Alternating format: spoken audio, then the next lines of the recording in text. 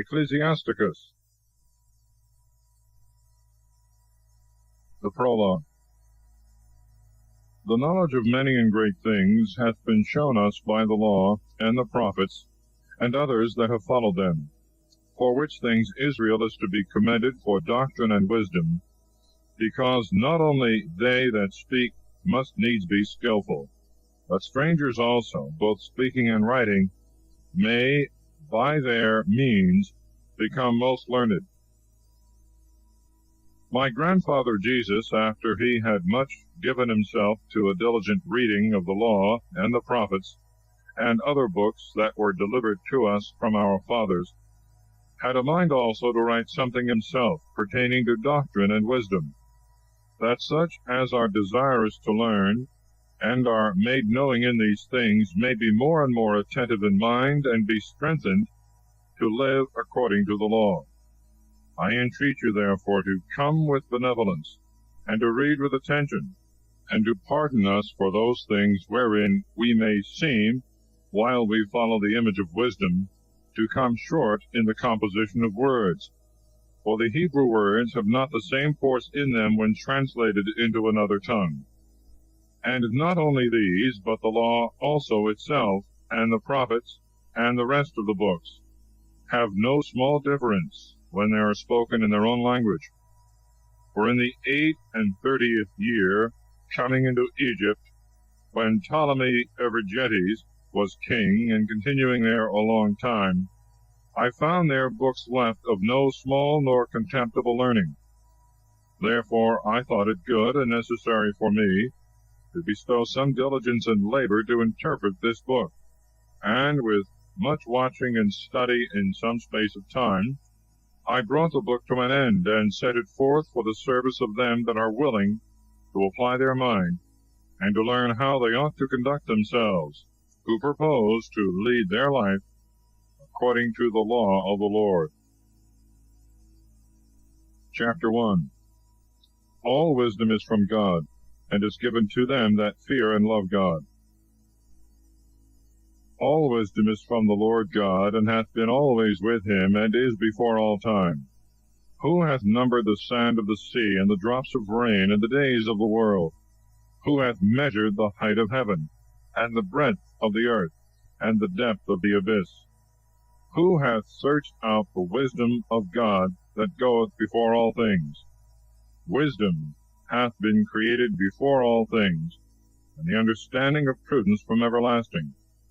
Word of God on high is the fountain of wisdom, and her ways are everlasting commandments. To whom hath the root of wisdom been revealed? And who hath known her wise counsels? To whom hath the discipline of wisdom been revealed and made manifest? And who hath understood the multiplicity of her steps? There is one most high, Creator almighty, and a powerful King, and greatly to be feared, who sitteth upon his throne, and is the God of dominion. He created her in the Holy Ghost, and saw her, and numbered her, and measured her. And he poured her out upon all his works, and upon all flesh according to his gift, and hath given her to them that love him. The fear of the Lord is honor, and glory, and gladness, and a crown of joy. The fear of the Lord shall delight the heart, and shall give joy, and gladness, and length of days. With him that feareth the Lord it shall go well in the latter end, and in the day of his death he shall be blessed. The love of God is honorable wisdom, and they to whom she shall show herself love her by the sight and by the knowledge of her great works. The fear of the Lord is the beginning of wisdom, and was created with the faithful in the womb. It walketh with chosen women, and is known with the just and faithful. The fear of the Lord is the religiousness of knowledge. Religiousness shall keep and justify the heart. It shall give joy and gladness. It shall go well with him that feareth the Lord, and in the days of his end he shall be blessed. To fear God is the fullness of wisdom, and fullness is from the fruits thereof. She shall fill all her house with her increase, and the storehouses with her treasures. The fear of the Lord is a crown of wisdom, filling up peace and the fruit of salvation. And it hath seen and numbered her. But both are the gifts of God. Wisdom shall distribute knowledge, and understanding of prudence, and exalteth the glory of them that hold her. The root of wisdom is to fear the Lord, and the branches thereof are long-lived. In the treasures of wisdom is understanding and religiousness of knowledge, but to sinners wisdom is an abomination. Fear of the Lord driveth out sin. For he that is without fear cannot be justified, for the wrath of his high spirits is his ruin. A patient man shall bear for a time, and afterwards joy shall be restored to him. A good understanding will hide his words for a time, and the lips of many shall declare his wisdom. In the treasures of wisdom is the signification of discipline, for the worship of God is an abomination to a sinner. Son, if thou desire wisdom, keep justice, and God will give her to thee. For the fear of the Lord is wisdom and discipline, and that which is agreeable to him is faith and meekness, and he will fill up his treasures. Be not incredulous to the fear of the Lord, and come not to him with a double heart. Be not a hypocrite in the sight of men, and let not thy lips be a stumbling block to thee. Watch over them, lest thou fall, and bring dishonor upon thy soul, and God discover thy secrets, and cast thee down in the midst of the congregation. Because thou camest to the Lord wickedly, and thy heart is full of guile and deceit. Chapter 2. God's servants must look for temptations, and must arm themselves with patience and confidence in God. Son, when thou comest to the service of God, stand in justice and in fear, and prepare thy soul for temptation. Humble thy heart and endure. Incline thy ear and receive the words of understanding, and make not haste in the time of clouds. Wait on God with patience. Join thyself to God and endure, that thy life may be increased in the latter end. Take all that shall be brought upon thee, and in thy sorrow endure, and in thy humiliation keep patience. For gold and silver are tried in the fire, but acceptable men in the furnace of humiliation. Believe God, and he will recover thee. And direct thy way, and trust in him. Keep his fear, and grow old therein. Ye that fear the Lord, wait for his mercy, and go not aside from him, lest ye fall. Ye that fear the Lord, believe him, and your reward shall not be made void. Ye that fear the Lord, hope in him, and mercy shall come to you for your delight. Ye that fear the Lord, love him, and your hearts shall be enlightened. My children, behold the generations of men, and know ye that no one hath hoped in the Lord, and hath been confounded. For who hath continued in his commandment, and hath been forsaken? Or who hath called upon him, and he despised him? For God is compassionate and merciful, and will forgive sins in the day of tribulation, and he is a protector to all that seek him in truth. Woe to them that are of a double heart, and to wicked lips, and to the hands that do evil, and to the sinner that goeth on the earth 2 ways. Woe to them that are faint-hearted, who believe not God, therefore they shall not be protected by him. Woe to them that have lost patience, and that have forsaken the right ways, and have gone aside into crooked ways. And what will they do when the Lord shall begin to examine? They that fear the Lord will not be incredulous to his word. They that love him will keep his way. They that fear the Lord will seek after the things that are well-pleasing to him. They that love him shall be filled with his law. They that fear the Lord will prepare their hearts. In his sight will sanctify their souls. They that fear the Lord keep his commandments, and will have patience even until his visitation, saying, If we do not penance, we shall fall into the hands of the Lord, and not into the hands of men. For according to his greatness, so also is his mercy with him. Chapter 3. Lessons concerning the honor of parents, and humility, and avoiding curiosity.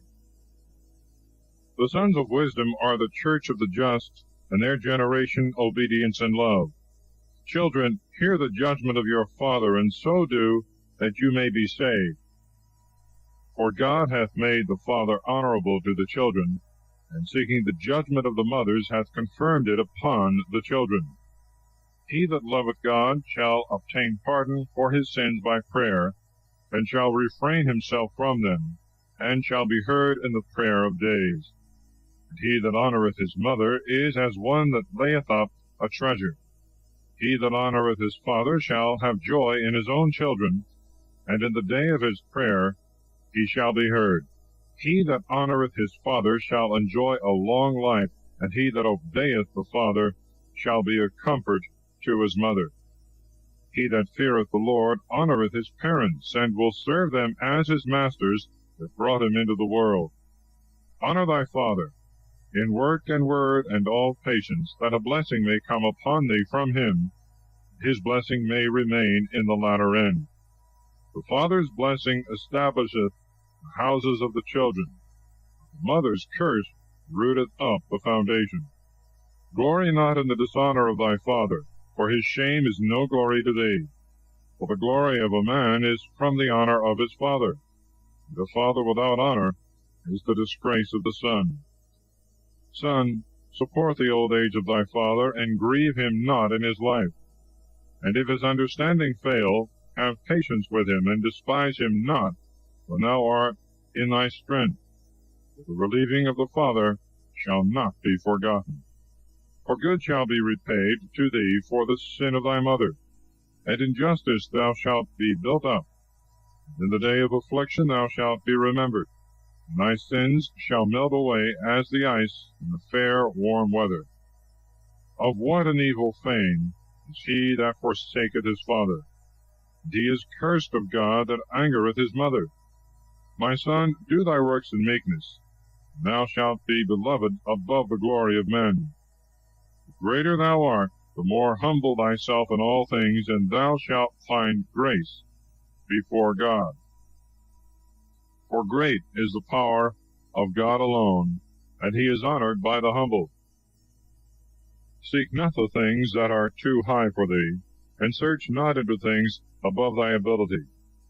The things that God hath commanded thee, think on them always, and in many of his works be not curious. For it is not necessary for thee to see with thy eyes those things that are hid. In unnecessary matters be not over curious, and in many of his works thou shalt not be inquisitive. For many things are shown to thee above the understanding of men, and the suspicion of them hath deceived many, and hath detained their minds in vanity. A hard heart shall fear evil at the last, and he that loveth danger shall perish in it. A heart that goeth two ways shall not have success, and the perverse of heart shall be scandalized therein. The wicked heart shall be laden with sorrows, and the sinner will add sin to sin. The congregation of the proud shall not be healed, for the plant of wickedness shall take root in them, and it shall not be perceived. The heart of the wise is understood in wisdom, and a good ear will hear wisdom with all desire. The wise heart, and which hath understanding, will abstain from sins, and in the works of justice shall have success. Water quencheth a flaming fire, and alms resisteth sins. God provideth for him that showeth favour. He remembereth him afterwards, and in the time of his fall he shall find a sure stay. Chapter 4. An exhortation to works of mercy and to the love of wisdom. Son, defraud not the poor of alms, and turn not away thy eyes from the poor. Despise not the hungry soul, and provoke not the poor in his want. Afflict not the heart of the needy, and defer not to give to him that is in distress. Reject not the petition of the afflicted, and turn not away thy face from the needy. Turn not away thy eyes from the poor for fear of anger, and leave not to them that ask of thee to curse thee behind thy back. For the prayer of him that curseth thee in the bitterness of his soul shall be heard, for he that made him will hear him. Make thyself affable to the congregation of the poor, and humble thy soul to the ancient. Bow thy head to a great man. Bow down thy ear cheerfully to the poor, and pay what thou owest, and answer him peaceable words with mildness. Deliver him that suffereth wrong out of the hand of the proud, and be not faint-hearted in thy soul. In judging be merciful to the fatherless as a father, and as a husband to their mother. Thou shalt be as the obedient son of the Most High, and he will have mercy on thee more than a mother. Wisdom inspireth life into her children, and protecteth them that seek after her, and will go before them in the way of justice. He that loveth her loveth life.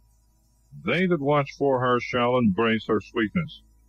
They that hold her fast shall inherit life, and whithersoever she entereth God will give a blessing. They that serve her shall be servants to the Holy One, and God loveth them that love her. He that hearkeneth to her shall judge nations, and he that looketh upon her shall remain secure. If he trusts to her, he shall inherit her, and his generation shall be in assurance. For she walketh with him in temptation, and at the first she chooseth him. She will bring upon him fear and dread and trial, and she will scourge him with the affliction of her discipline, till she try him by her laws, and trust his soul.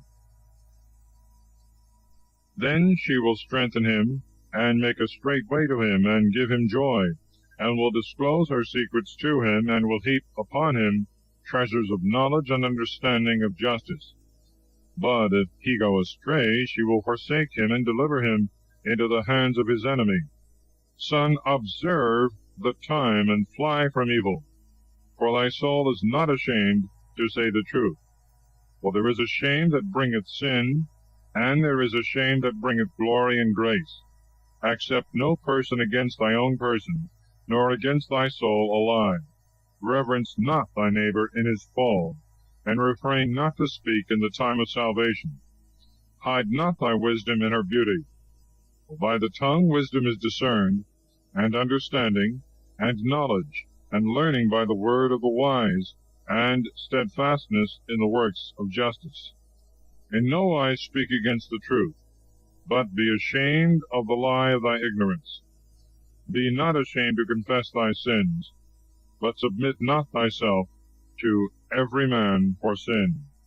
Resist not against the face of the mighty, and do not strive against the stream of the river. Strive for justice for thy soul, and even unto death fight for justice, and God will overthrow thy enemies for thee. Be not hasty in thy tongue, and slack and remiss in thy works. Be not as a lion in thy house, terrifying them of thy household, and oppressing them that are under thee. Let not thy hand be stretched out to receive, and shut when thou shouldst give. Chapter 5. We must not presume of our wealth or strength, nor of the mercy of God, to go on in sin. We must be steadfast in virtue and truth. Set not thy heart upon unjust possessions, and say not, I have enough to live on, for it shall be of no service in the time of vengeance and darkness. Follow not in thy strength the desires of thy heart, and say not, how mighty am I, and who shall bring me under for my deeds? For God will surely take revenge. Say not, I have sinned, and what harm hath befallen me? For the Most High is a patient rewarder. Be not without fear about sin forgiven, and add not sin upon sin. And say not, the mercy of the Lord is great, he will have mercy on the multitude of my sins. For mercy and wrath quickly come from him, and his wrath looketh upon sinners. Delay not to be converted to the Lord, and defer it not from day to day, for his wrath shall come on a sudden, and in the time of vengeance he will destroy thee. Be not anxious for goods unjustly gotten, for they shall not profit thee in the day of calamity and revenge. Winnow not with every wind, and go not into every way, for so is every sinner proved by a double tongue. Be steadfast in the way of the Lord, and in the truth of thy judgment, and in knowledge, and let the word of peace and justice keep with thee. Be meek to hear the word, that thou mayest understand, and return a true answer with wisdom. Thou have understanding, answer thy neighbor. But if not, let thy hand be upon thy mouth, lest thou be surprised in an unskilful word, and be confounded. Honor and glory is in the word of the wise, but the tongue of the fool is his ruin. Be not called a whisperer, and be not taken in thy tongue and confounded. For confusion and repentance is upon a thief, and an evil mark of disgrace upon the double tongue, but to the whisperer hatred and enmity and reproach. Justify alike the small and the great. Chapter 6. Of true and false friends, and of the fruits of wisdom. Instead of a friend, become not an enemy to thy neighbor, for an evil man shall inherit reproach and shame. So shall every sinner that is envious and double-tongued. Extol not thyself in the thoughts of thy soul like a bull, lest thy strength be quashed by folly, and it eat up thy leaves, and destroy thy fruit, and thou be left as a dry tree in the wilderness. For a wicked soul shall destroy him that hath it, and maketh him to be a joy to his enemies, and shall lead him into the lot of the wicked. A sweet word multiplieth friends, and appeaseth enemies, and a gracious tongue in a good man aboundeth. Be in peace with many, but let one of 1,000 be thy counselor. If thou wouldst get a friend, try him before thou takest him, and do not credit him easily. For there is a friend for his own occasion, and he will not abide in the day of thy trouble. And there is a friend that turneth to enmity, and there is a friend that will disclose hatred and strife and reproaches. And there is a friend, a companion at the table, and he will not abide in the day of distress. A friend, if he continue steadfast, shall be to thee as thyself, and shall act with confidence among them of thy household. If he humble himself before thee, and hide himself from thy face, thou shalt have unanimous friendship for good. Separate thyself from thy enemies, and take heed of thy friends. A faithful friend is a strong defense, and he that hath found him hath found a treasure. Nothing can be compared to a faithful friend, and no weight of gold and silver is able to countervail the goodness of his fidelity. A faithful friend is the medicine of life and immortality. They that fear the Lord shall find him. He that feareth God shall likewise have good friendship, because according to him shall his friend be. My son, from thy youth up receive instruction, and even to thy gray hairs thou shalt find wisdom. Come to her as one that ploweth, and soweth, and wait for her good fruits. For in working about her thou shalt labor a little, and shalt quickly eat of her fruits. How very unpleasant is wisdom to the unlearned, and the unwise will not continue with her. She shall be to them as a mighty stone of trial, and they will cast her from them before it be long. For the wisdom of doctrine is according to her name, and she is not manifest unto many. But with them to whom she is known, she continueth even to the sight of God. Give ear, my son, and take wise counsel, and cast not away my advice. Put thy feet into her fetters, and thy neck into her chains. Bow down thy shoulder, and bear her, and be not grieved with her bands. Come to her with all thy mind, and keep her ways with all thy power. Search for her, and she shall be made known to thee. When thou hast gotten her, let her not go. For in the latter end thou shalt find rest in her, and she shall be turned to thy joy. Then shall her fetters be a strong defense for thee, and a firm foundation, and her chain a robe of glory. For in her is the beauty of life, and her bands are a healthful binding. Thou shalt put her on as a robe of glory. Thou shalt set her upon thee as a crown of joy. My son, if thou wilt attend to me, thou shalt learn, and if thou wilt apply thy mind, thou shalt be wise. If thou wilt incline thy ear, thou shalt receive instruction, and if thou love to hear, thou shalt be wise. Stand in the multitude of ancients that are wise, and join thyself from thy heart to their wisdom. Thou mayest hear every discourse of God, and the sayings of praise may not escape thee. And if thou see a man of understanding, go to him early in the morning, and let thy foot wear the steps of his doors. Let thy thoughts be upon the precepts of God, and meditate continually on his commandments. He will give thee a heart, and the desire of wisdom shall be given to thee. Chapter 7. Religious and Moral Duties. Do no evils, and no evil shall lay hold of thee. Depart from the unjust, and evils shall depart from thee. My son, sow not evils in the furrows of injustice, and thou shalt not reap them sevenfold. Seek not of the Lord a preeminence, nor of the king the seat of honor.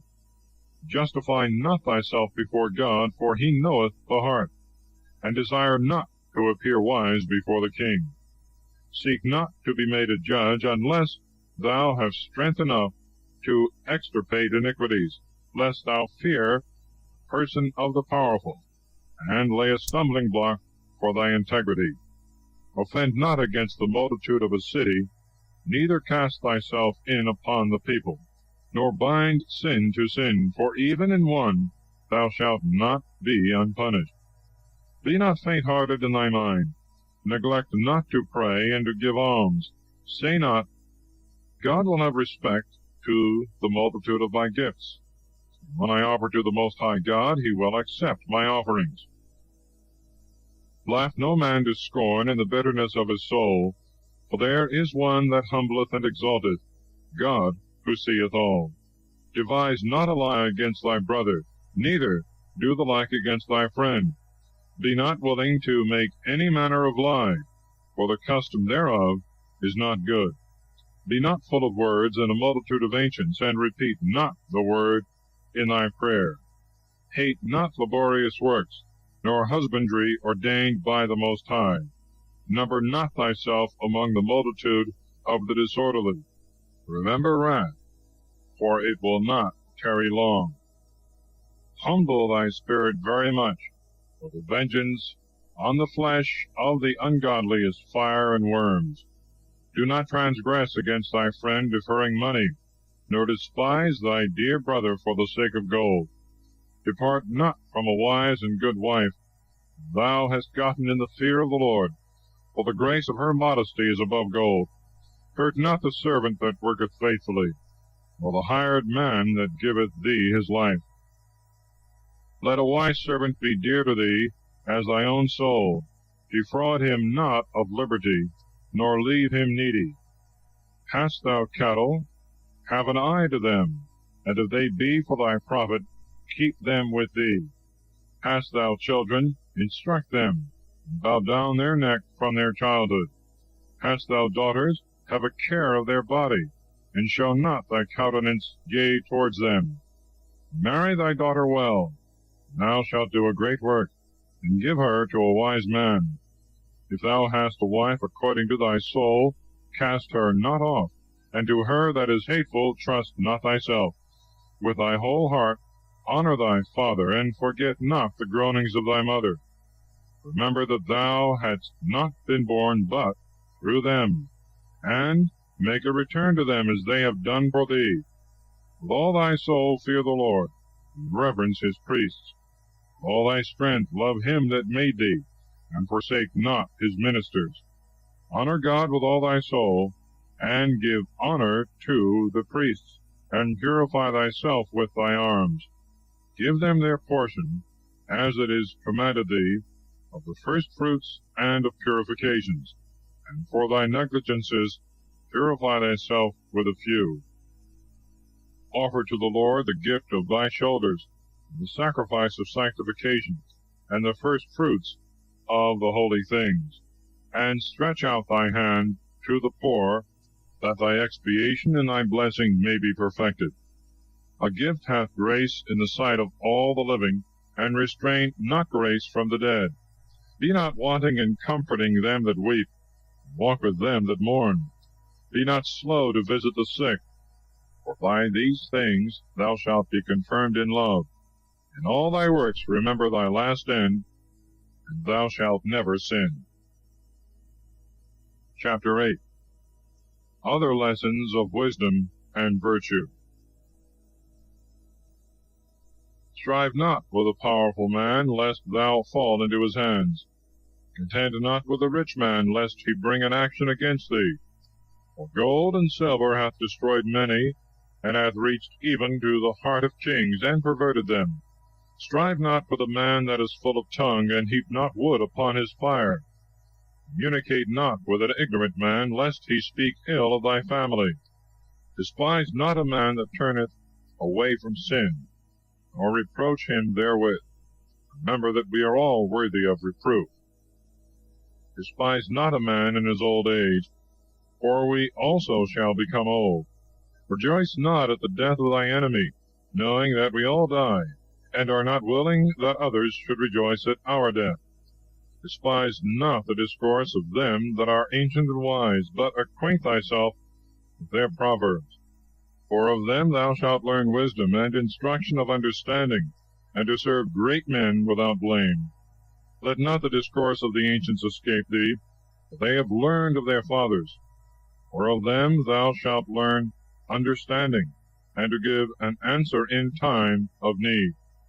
Kindle not the coals of sinners by rebuking them, lest thou be burnt with the flame of the fire of their sins. Stand not against the face of an injurious person, lest he sit as a spy to entrap thee in thy words. Lend not to a man that is mightier than thyself, and if thou lendest, count it as lost. Be not surety above thy power, and if thou be surety, think as if thou wert to pay it. Judge not against a judge, for he judgeth according to that which is just. Go not on the way with a bold man, lest he burden thee with his own evils, for he goeth according to his own will, and thou shalt perish together with his folly. Quarrel not with a passionate man, and go not into the desert with a bold man, for blood is as nothing in his sight, and where there is no help he will overthrow thee. Advise not with fools, for they cannot love but such things as please them. For a stranger do no matter of counsel, for thou knowest not what he will bring forth. Open not thy heart to every man, lest he repay thee with an evil turn, and speak reproachfully to thee. Chapter 9. Cautions with regard to women, and dangerous conversations.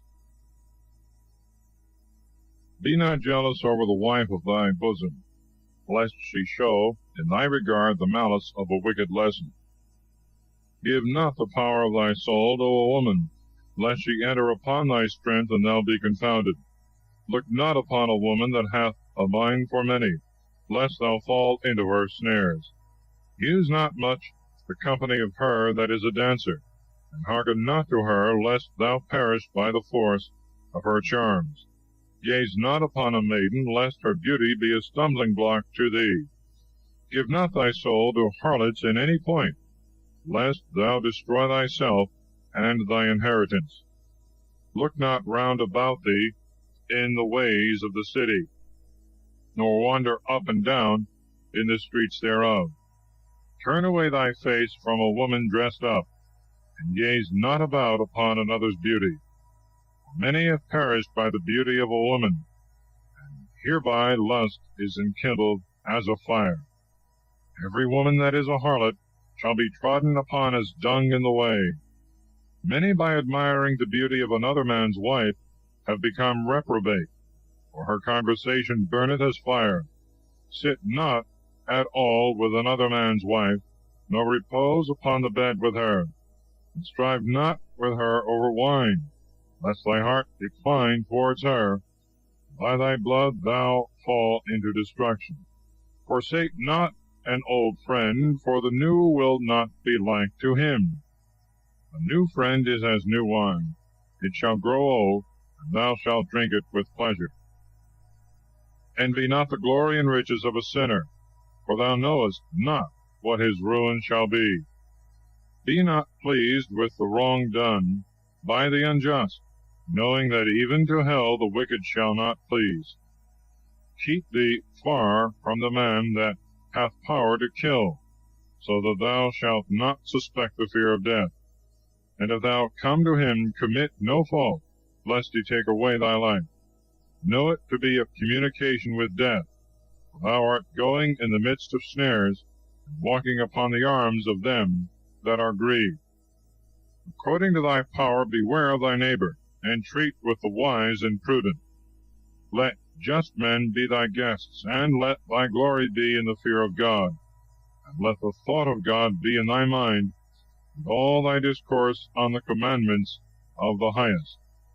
Works shall be praised for the hand of the artificers, and the prince of the people for the wisdom of his speech, but the word of the ancients for the sense. A man full of tongue is terrible in his city. He that is rash in his word shall be hateful. Chapter 10. The virtues and vices of men in power. The great evil of pride. A wise judge shall judge his people, and the government of a prudent man shall be steady. As the judge of the people is himself, so also are his ministers, and what manner of man the ruler of a city is, such also are they that dwell therein. An unwise king shall be the ruin of his people, and cities shall be inhabited through the prudence of the rulers. The power of the earth is in the hand of God, and in his time he will raise up a profitable ruler over it. Prosperity of man is in the hand of God, and upon the person of the scribe he shall lay his honor. Remember not any injury done thee by thy neighbor, and do thou nothing by deeds of injury. Pride is hateful before God and men, and all iniquity of nations is execrable. A kingdom is translated from one people to another because of injustices, and wrongs and injuries, and divers deceits. But nothing is more wicked than the covetous man. Why is earth and ashes proud? There is not a more wicked thing than to love money. Such a one setteth even his own soul to sale, because, while he liveth, he hath cast away his bowels. All power is of short life. A long sickness is troublesome to the physician. The physician cutteth off a short sickness. So also the king is today, and tomorrow he shall die. Or when a man shall die, he shall inherit serpents, and beasts, and worms. The beginning of the pride of man is to fall off from God, because his heart is departed from him that made him. For pride is the beginning of all sin. He that holdeth it shall be filled with maledictions, and it shall ruin him in the end.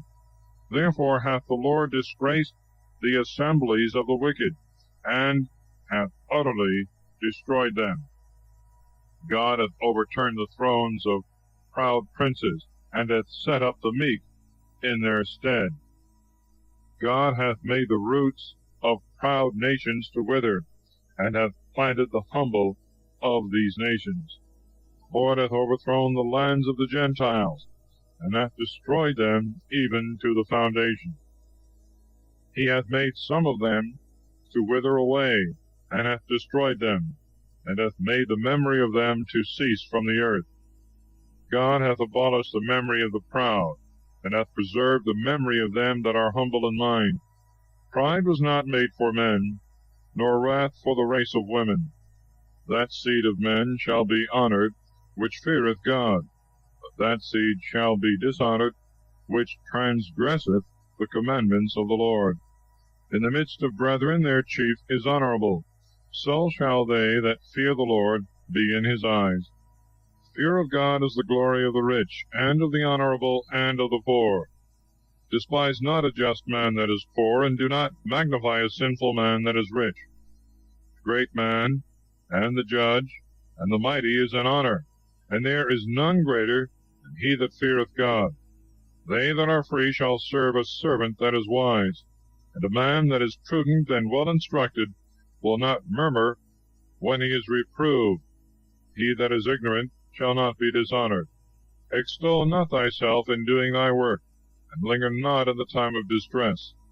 Better is he that laboureth, and aboundeth in all things, than he that boasteth himself and wanteth bread. My son, keep thy soul in meekness, and give it honour according to its desert. Who will justify him that sinneth against his own soul? Who will honour him that dishonoureth his own soul? Poor man is glorified by his discipline and fear, and there is a man that is honoured for his wealth.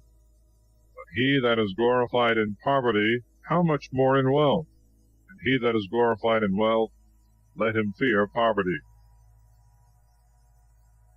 Chapter 11.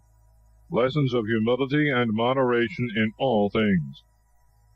The wisdom of the humble shall exalt his head, and shall make him sit in the midst of great men. Praise not a man for his beauty, neither despise a man for his look. The bee is small among flying things, but her fruit hath the chiefest sweetness. Glory not in apparel at any time, and be not exalted in the day of thy honour. For the works of the highest only are wonderful, and his works are glorious, and secret, and hidden. Many tyrants have sat on the throne, and he whom no man would think on hath worn the crown. Many mighty men have been greatly brought down, and the glorious have been delivered into the hand of others. Before thou inquire, blame no man, and when thou hast inquired, reprove justly. Before thou hear, answer not a word, and interrupt not others in the midst of their discourse. Strive not in a matter which doth not concern thee, and sit not in judgment with sinners. My son, meddle not with many matters, and if thou be rich, thou shalt not be free from sin, or if thou pursue after, thou shalt not overtake, and if thou run before, thou shalt not escape. There is an ungodly man that laboureth, and maketh haste, and is in sorrow, and is so much the more in want. Again there is an inactive man that wanteth help, is very weak in ability, and full of poverty. If the eye of God hath looked upon him for good, and hath lifted him up from his low estate, and hath exalted his head, many have wondered at him, and have glorified God.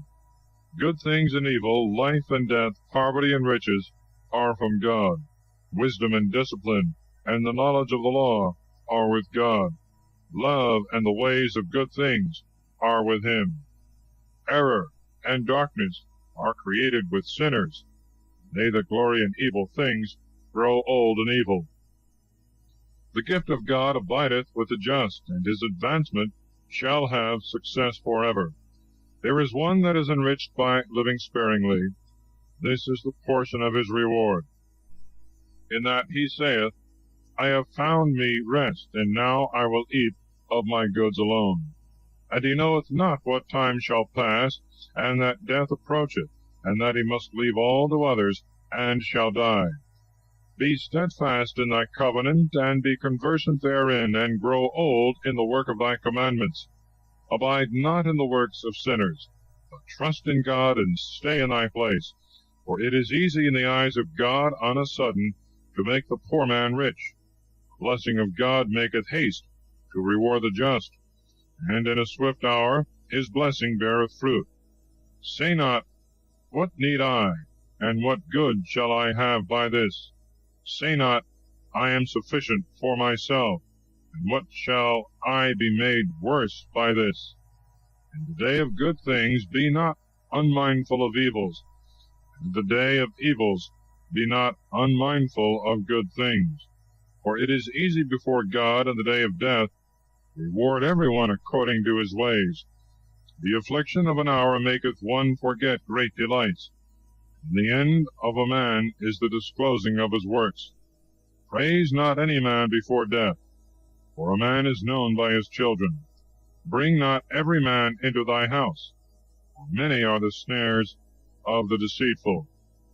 For as corrupted bowels send forth stinking breath, and as the partridge is brought into the cage, And as the roe into the snare, so also is the heart of the proud, and as a spy that looketh on the fall of his neighbor.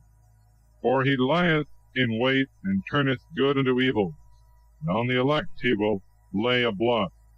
Of one spark cometh a great fire, and of one deceitful man much blood, and the sinful man lieth in wait for blood.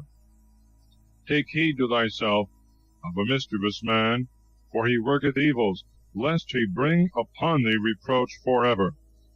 Receive a stranger in, and he shall overthrow thee with a whirlwind, and shall turn thee out of thy own. Chapter 12. We are to be liberal to the just, and not to trust the wicked. If thou do good, know to whom thou dost it, and there shall be much thanks for thy good deeds. Do good to the just, and thou shalt find great recompense, and if not of him, assuredly of the Lord. For there is no good for him that is always occupied in evil, and that giveth no alms. For the highest hateth sinners, and hath mercy on the penitent. Give to the merciful, and uphold not the sinner. God will repay vengeance to the ungodly and to sinners, and keep them against the day of vengeance. Give to the good, and receive not a sinner. Do good to the humble, and give not to the ungodly. Hold back thy bread, and give it not to him, lest thereby he overmaster thee. Thou shalt receive twice as much evil for all the good thou shalt have done to him. For the highest also hateth sinners, and will repay vengeance to the ungodly. A friend shall not be known in prosperity, and an enemy shall not be hidden in adversity. In the prosperity of a man his enemies are grieved, and a friend is known in his adversity. Never trust thy enemy, for as a brass pot his wickedness rusteth. Though he humble himself and go crouching, yet take good heed and beware of him. Set him not by thee, neither let him sit on thy right hand, lest he turn into thy place, and seek to take thy seat. And at the last thou acknowledge my words, and be pricked with my sayings. Who will pity an enchanter struck by a serpent, or any that come near wild beasts? So is it him that keepeth company with a wicked man, and is involved in his sins. For an hour he will abide with thee, but if thou begin to decline, he will not endure it. An enemy speaketh sweetly with his lips, but in his heart he lieth in wait, to throw thee into a pit. An enemy weepeth with his eyes, but if he find an opportunity, he will not be satisfied with blood. And if evils come upon thee, thou shalt find him there first. An enemy hath tears in his eyes, while he pretendeth to help thee, will undermine thy feet. He will shake his head, and clap his hands, and whisper much, and change his countenance. Chapter 13. Cautions in the choice of company. He that toucheth pitch shall be defiled with it. He that hath fellowship with the proud shall put on pride. He shall take a burden upon him that hath fellowship with one more honorable than himself, and have no fellowship with one that is richer than thyself. What agreement shall the earthen pot have with the kettle? For if they knock one against the other, it shall be broken. The rich man hath done wrong, and yet he will fume. But the poor is wronged, and must hold his peace. If thou give, he will make use of thee, and if thou have nothing, he will forsake thee. If thou have anything, he will live with thee, and will make thee bear, and he will not be sorry for thee. If he have need of thee, he will deceive thee, and smiling upon thee will put thee in hope. He will speak thee fair, and will say, What wottest thou? And he will shame thee by his meats, till he have drawn thee dry twice or thrice, and at last he will laugh at thee. And afterward, when he seeth thee, he will forsake thee, and shake his head at thee. Humble thyself to God, and wait for his hand. Beware that thou be not deceived into folly, and be humbled. Be not lowly in thy wisdom, lest Being humbled, thou be deceived into folly. Thou be invited by one that is mightier, withdraw thyself, for so he will invite thee the more. Be not troublesome to him, lest thou be put back, and keep not far from him, lest thou be forgotten. Affect not to speak with him as an equal. Believe not his many words, for by much talk he will sift thee, and smiling will examine thee concerning thy secrets.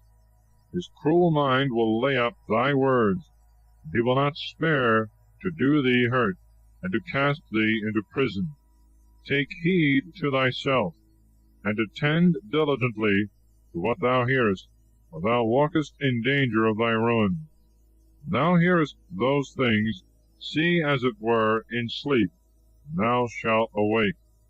Love God all thy life, and call upon him for thy salvation. Every beast loveth its like, so also every man him that is nearest to himself. All flesh shall consort with the like to itself, and every man shall associate himself to his like. The wolf shall at any time have fellowship with the lamb, so the sinner with the just. What fellowship hath a holy man with a dog? Or what part hath the rich with the poor?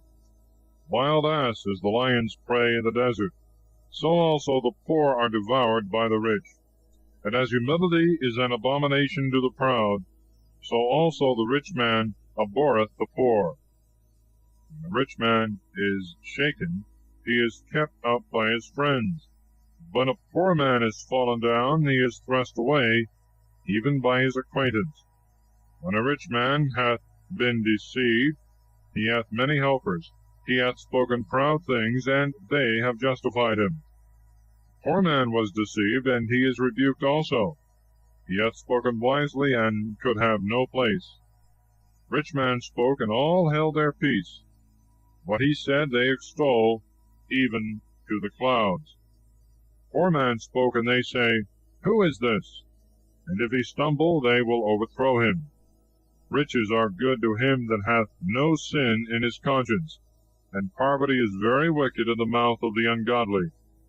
The heart of a man changeth his countenance, either for good or for evil. The token of a good heart and a good countenance thou shalt hardly find, and with labor. Chapter 14. The evil of avarice. Works of mercy are recommended, and the love of wisdom. Blessed is the man that hath not slipped by a word out of his mouth, and is not pricked with the remorse of sin. Happy is he that hath had no sadness of his mind, and it was not fallen from his hope. Riches are not comely for a covetous man, and a niggard. And what should an envious man do with gold? He that gathereth together by wronging his own soul, gathereth for others, and another will squander away his goods in rioting. He that is evil to himself, to whom will he be good? He shall not take pleasure in his goods. There is none worse than he that envieth himself, and this is the reward of his wickedness.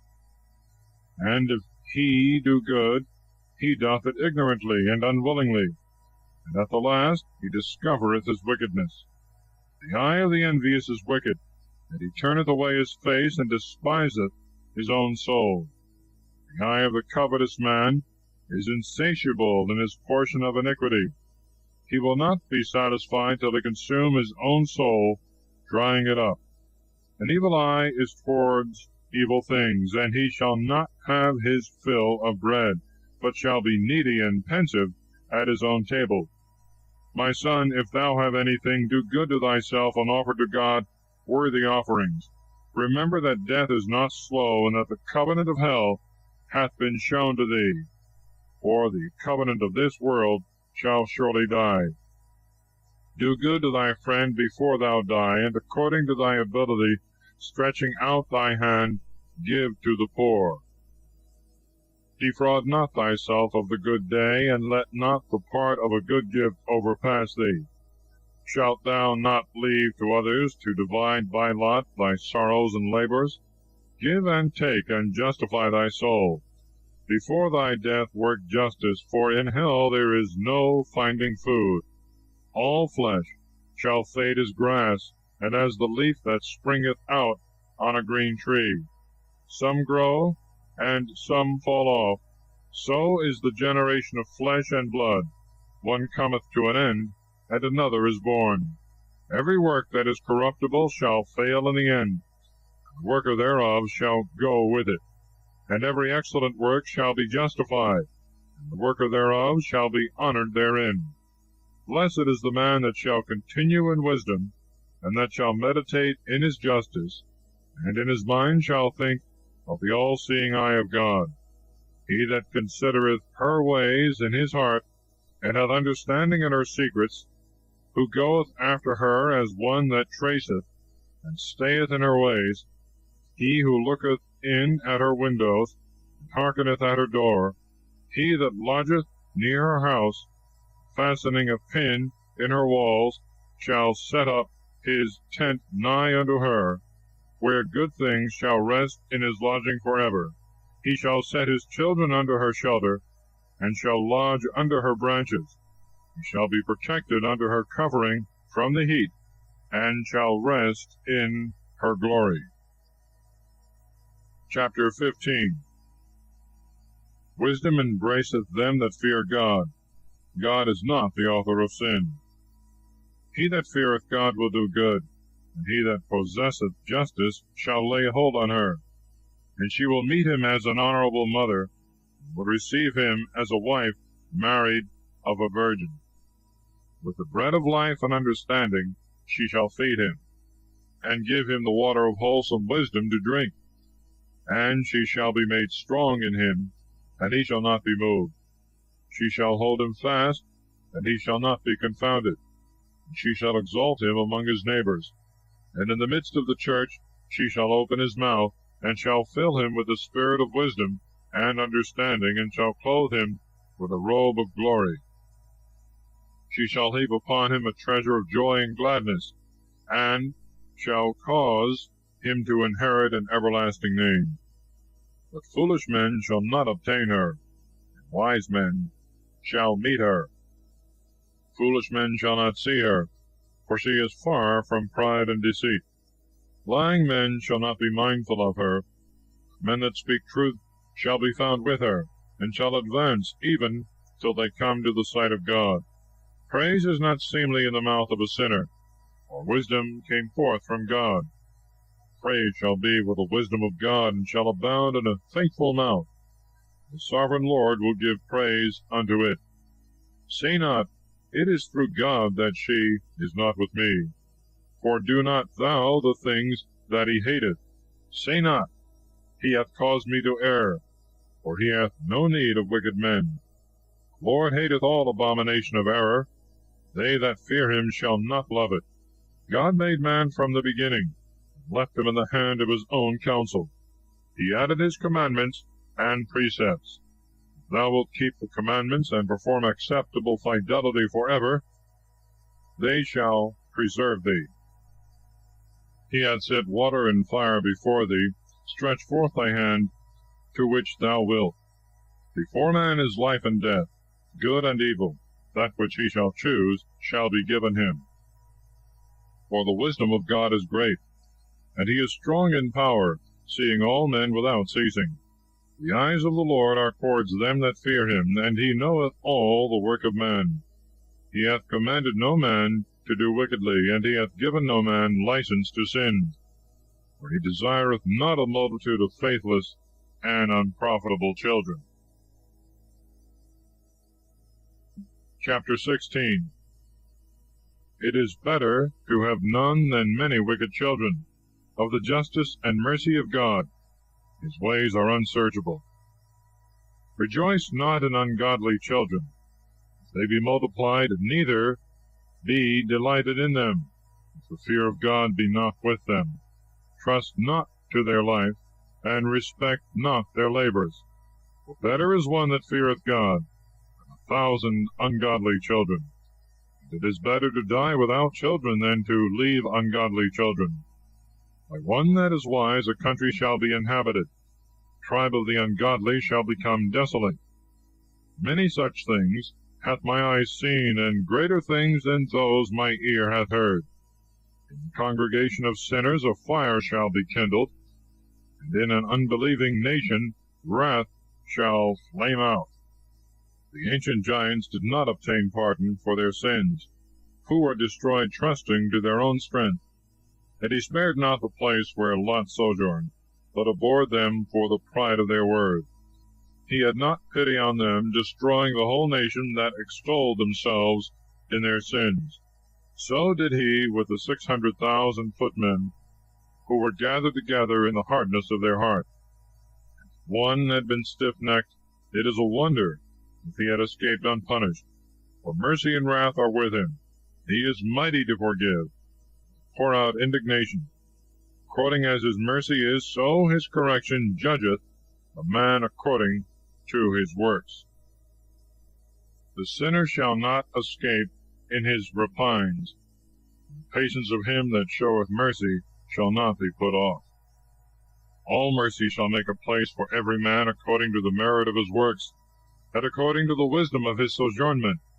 Say not, I shall be hidden from God, and who shall remember me from on high? In such a multitude I shall not be known. For what is my soul in such an immense creation? Behold the heaven and the heavens of heavens, deep and all the earth, and the things that are in them, shall be moved in thy sight. Mountains also, and the hills, and the foundations of the earth, God shall look upon them, they shall be shaken with trembling. And in all these things the heart is senseless, and every heart is understood by him. And his ways who shall understand? And the storm which no eye of man shall see. For many of his works are hidden. The works of his justice who shall declare? Or who shall endure? For the testament is far from some, and the examination of all is in the end. He that wanteth understanding thinketh vain things, and the foolish and erring man thinketh foolish things. Hearken to me, my son, and learn the discipline of understanding, and attend my words in thy heart. And I will show forth good doctrine in equity, and will seek to declare wisdom, and attend to my words in thy heart, whilst with equity of spirit I tell thee the virtues that God hath put upon his works from the beginning, and I show forth in truth his knowledge. Works of God are done in judgment from the beginning, and from the making of them he distinguished their parts and their beginnings in their generations. He beautified their works forever. They have neither hungered nor labored, they have not ceased from their works. Nor shall any of them straiten his neighbor at any time. Be not thou incredulous to his word. After this God looked upon the earth, and filled it with his goods. The soul of every living thing hath shone forth before the face thereof, and into it they return again. Chapter 17. Creation in favor of God to man, and exhortation to turn to God. God created man of the earth, and made him after his own image. He turned him into it again, clothed him with strength according to himself. He gave him the number of his days and time, and gave him power over all things that are upon the earth. He put the fear of him upon all flesh, and he had dominion over beasts and fowls. He created of him a helpmate like to himself. He gave them counsel, and a tongue, and eyes, and ears, and a heart to devise, and he filled them with the knowledge of understanding. He created in them the science of the Spirit. He filled their heart with wisdom, and showed them both good and evil. He set his eye upon their hearts, to show them the greatness of his works. They might praise the name which he hath sanctified, and glory in his wondrous acts. They might declare the glorious things of his works. Moreover, he gave them instructions, and the law of life for an inheritance. He made an everlasting covenant with them, and he showed them his justice and judgments. And their eyes saw the majesty of his glory, and their ears heard his glorious voice. And he said to them, Beware of all iniquity. And he gave to every one of them commandment concerning his neighbor. Their ways are always before him. They are not hidden from his eyes. Over every nation he set a ruler, and Israel was made the manifest portion of God. And all their works are as the sun in the sight of God. And his eyes are continually upon their ways. Their covenants were not hid by their iniquity, and all their iniquities are in the sight of God. The alms of a man is as a signet with him, and shall preserve the grace of a man as the apple of the eye. And afterward he shall rise up, and shall render them their reward, to every one upon their own head, and shall turn them down into the bowels of the earth. But to the penitent he hath given the way of justice, and he hath strengthened them that were fainting in patience, and hath appointed to them the lot of truth. Turn to the Lord, and forsake thy sins. Make thy prayer before the face of the Lord, and offend less. Return to the Lord, and turn away from thy injustice. Greatly hate abomination. Know the justices and judgments of God, and stand firm in the lot set before thee, and in prayer to the Most High God.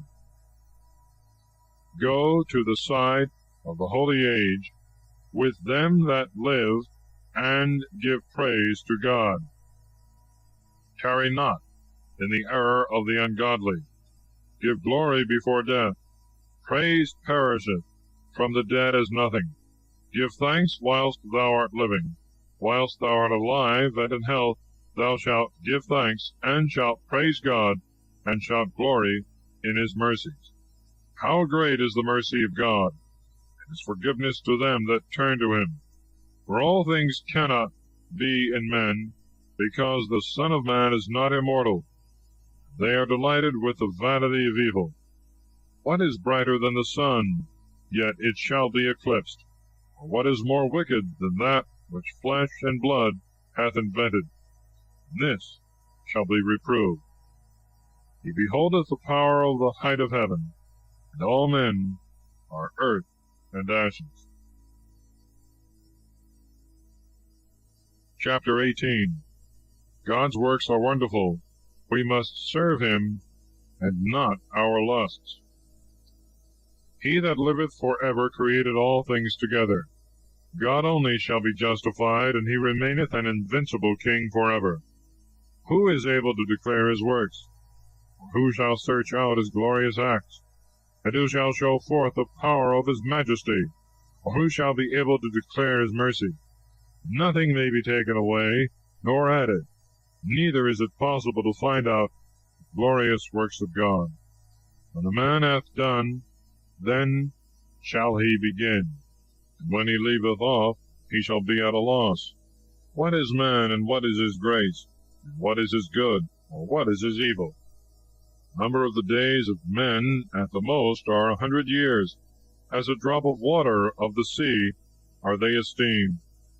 As a pebble of the sand, so are a few years compared to eternity. Therefore God is patient in them, and poureth forth his mercy upon them. He hath seen the presumption of their heart, that it is wicked, and hath known their end, that it is evil. Therefore hath he filled up his mercy in their favor, and hath shown them the way of justice. The compassion of God is toward his neighbor, but the mercy of God is upon all flesh. He hath mercy, and teacheth, and correcteth, as a shepherd doth his flock. He hath mercy on him that receiveth the discipline of mercy, and that maketh haste in his judgments.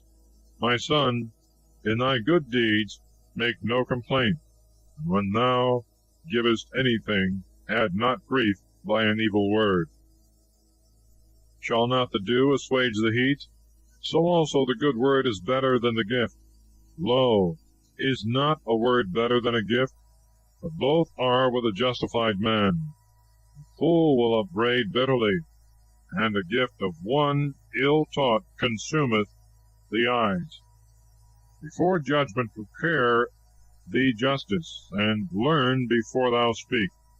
Before sickness take a medicine, and before judgment examine thyself, and thou shalt find mercy in the sight of God. Humble thyself before thou art sick, and in the time of sickness show thy conversation. Let nothing hinder thee from praying always, and be not afraid to be justified even to death. For the reward of God continueth forever. Before prayer prepare thy soul, and be not as a man that tempteth God. Remember the wrath that shall be at the last day, at the time of repaying, when he shall turn away his face. Remember poverty in the time of abundance, and the necessities of poverty in the day of riches. From the morning until the evening, time shall be changed, and all these are swift in the eyes of God. A wise man will fear in everything, and in the days of sins will beware of sloth. Every man of understanding knoweth wisdom, and will give praise to him that findeth her. They that were of good understanding in words have also done wisely themselves, and have understood truth and justice, and have poured forth proverbs and judgments. Go not after thy lusts, turn away from thy own will. If thou give to thy soul her desires, she will make thee a joy to thy enemies.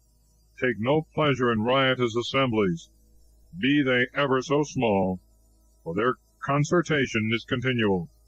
Make not thyself poor by borrowing to contribute to feasts. Thou hast nothing in thy purse, for thou shalt be an enemy to thy own life. Chapter 19.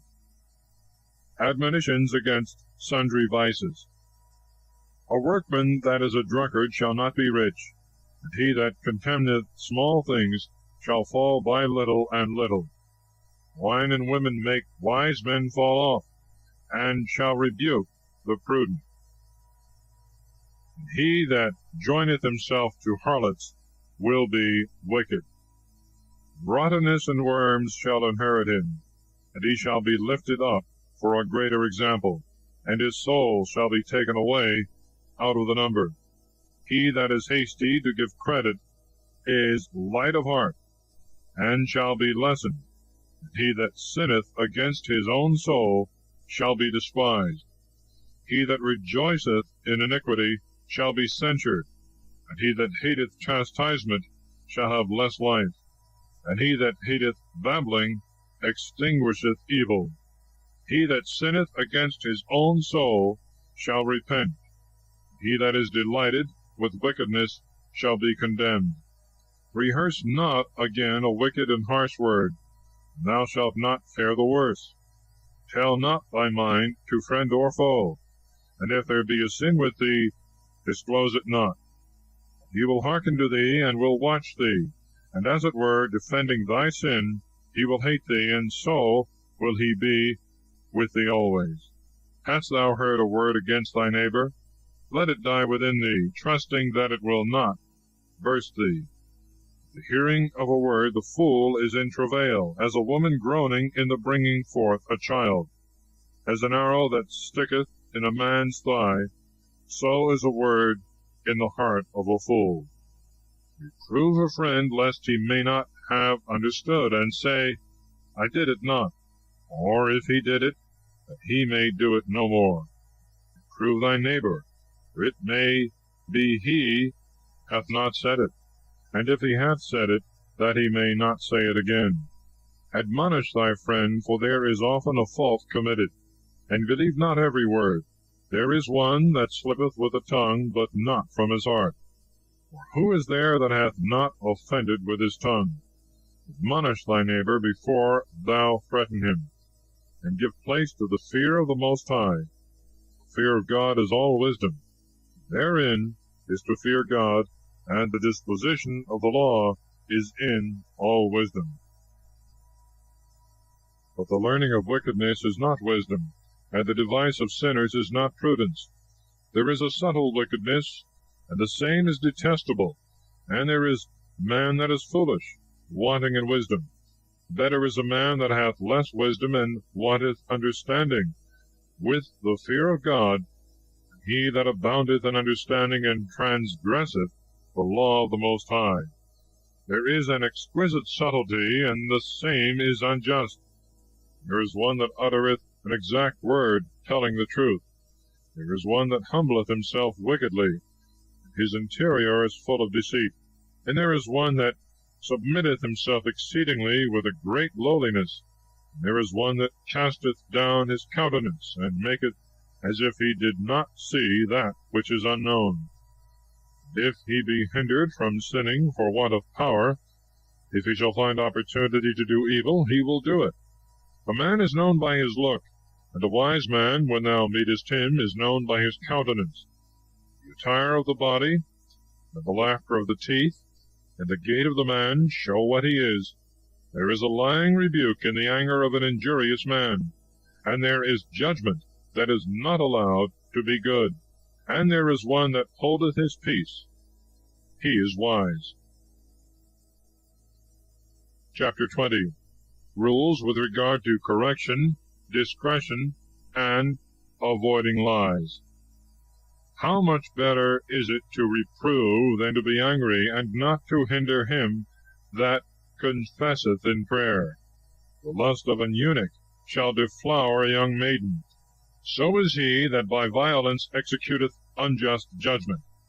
How good is it, when thou art reproved, to show repentance, for so thou shalt escape wilful sin. There is one that holdeth his peace, that is found wise, and there is another that is hateful, that is bold in speech. There is one that holdeth his peace, because he knoweth not what to say, and there is another that holdeth his peace, knowing the proper time. A wise man will hold his peace till he see opportunity, but a babbler and a fool will regard no time.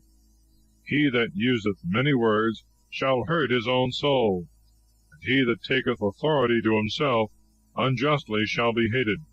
There is success in evil things to a man without discipline, and there is a finding that turneth to loss. There is a gift that is not profitable, and there is a gift, the recompense of which is double. There is an abasement because of glory, and there is one that shall lift up his head from a low estate. There is that buyeth much for a small price, and restoreth the same sevenfold. A man wise in words shall make himself beloved. The graces of fools shall be poured out. The gift of the fool shall do thee no good, for his eyes are sevenfold. For he will give a few things, and upbraid much, and the opening of his mouth is the kindling of a fire. Today a man lendeth, and tomorrow he asketh it again. Such a man as this is hateful. The fool shall have no friend, and there shall be no thanks for his good deeds. They that eat his bread are of a false tongue. How often and how many will laugh him to scorn? For he doth not distribute with right understanding that which was to be had. In like manner also that which was not to be had. The slipping of a false tongue is as one that falleth on the pavement. So the fall of the wicked shall come speedily. A man without grace is as a vain fable. It shall be continually in the mouth of the unwise. A parable coming out of a fool's mouth shall be rejected, for he doth not speak it in due season. There is that is hindered from sinning through want, and in his rest he shall be pricked.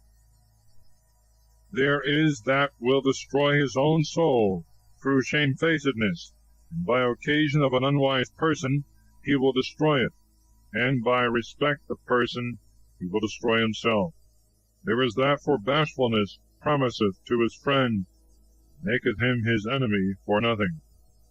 A lie is a foul blot in a man, and yet it will be continually in the mouth of men without discipline.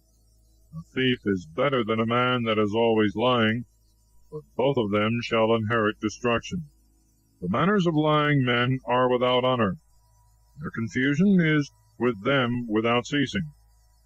A wise man shall advance himself with his words, and a prudent man shall please the great ones. He that tilleth his land shall make a high heap of corn, and he that worketh justice shall be exalted, and he that pleaseth great men shall escape iniquity. Presents and gifts blind the eyes of judges, and make them dumb in the mouth, so that they cannot correct. Wisdom that is hid, and treasure that is not seen, what profit is there in them both? Better is he that hideth his folly than the man that hideth his wisdom. Chapter 21. Cautions against sin in general, and some sins in particular. My son, hast thou sinned? Do so no more. For thy former sins also pray that they may be forgiven thee. Flee from sins as from the face of a serpent, for if thou comest near them, they will take hold of thee. Teeth thereof are the teeth of a lion, killing the souls of men.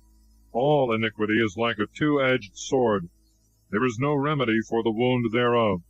Injuries and wrongs will waste riches. The house that is very rich shall be brought to nothing by pride. So the substance of the proud shall be rooted out.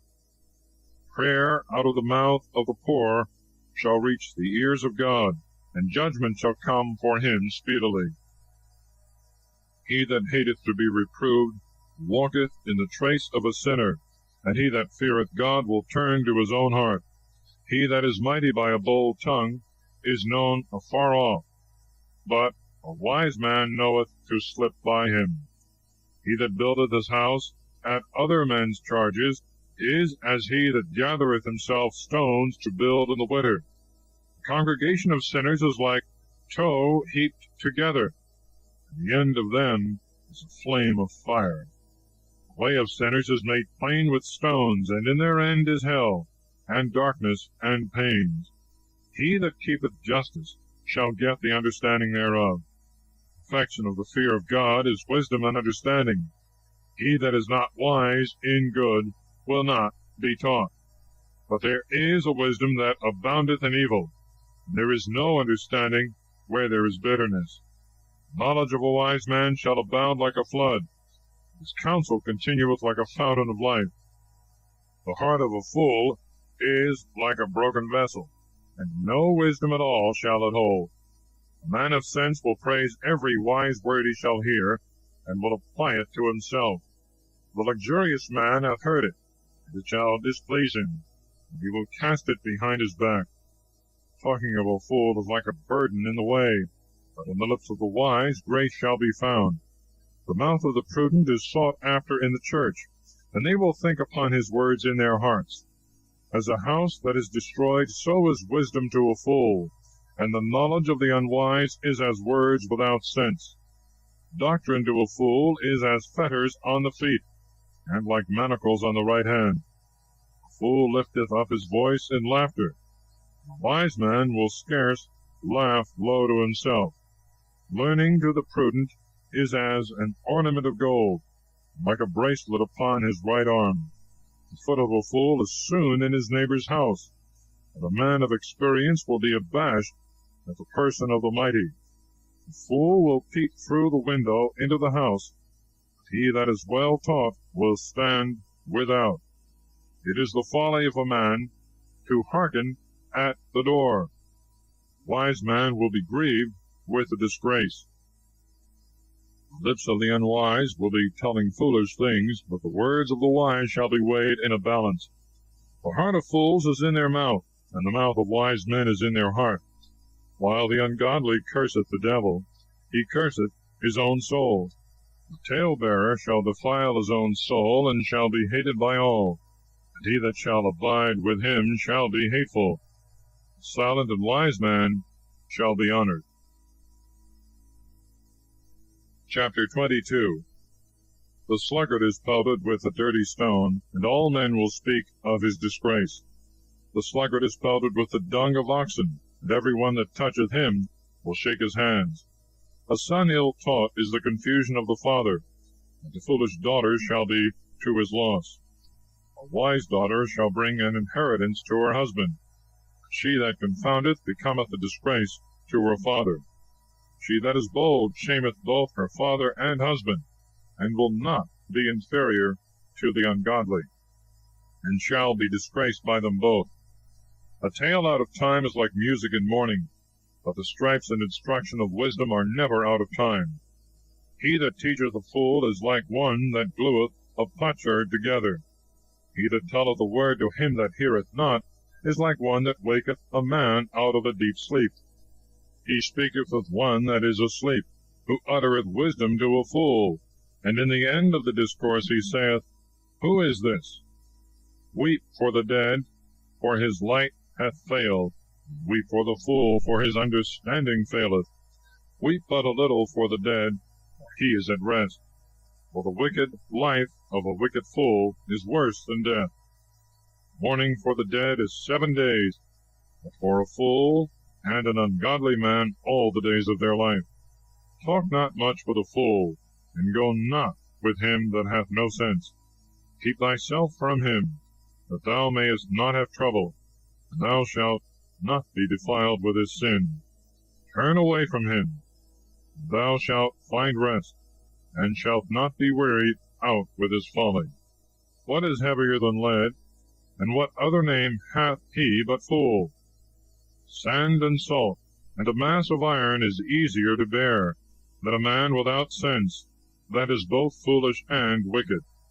A frame of wood bound together in the foundation of a building shall not be loosed, so neither shall the heart that is established by advised counsel. The thought of him that is wise at all times shall not be depraved by fear. As pails set in high places, and plasterings made without cost, will not stand against the face of the wind, so also a fearful heart in the imagination of a fool shall not resist against the violence of fear. As a fearful heart in the thought of a fool at all times will not fear, so neither shall he that continueth always in the commandments of God. He that pricketh the eye bringeth out tears, and he that pricketh the heart bringeth forth resentment. He that flingeth a stone at birds shall drive them away, so he that upbraideth his friend breaketh friendship. Although thou hast drawn a sword at a friend, despair not, for there may be a returning. To a friend, if thou hast opened a sad mouth, fear not, for there may be a reconciliation, except upbraiding and reproach and pride and disclosing of secrets, or a treacherous wound, for in all these cases a friend will flee away. Keep fidelity with a friend in his poverty, that in his prosperity also thou mayest rejoice. In the time of his trouble continue faithful to him, that thou mayest also be heir with him in his inheritance. As the vapor of a chimney and the smoke of the fire goeth up before the fire, so also injurious words and reproaches and threats before blood. I will not be ashamed to salute a friend, neither will I hide myself from his face. And if any evil happen to me by him, I will bear it. But every one that shall hear it will beware of him. Who will set a guard before my mouth, and a sure seal upon my lips, that I fall not by them, and that my tongue destroy me not? Chapter 23. Prayer for grace to flee sin. Cautions against profane swearing and other vices.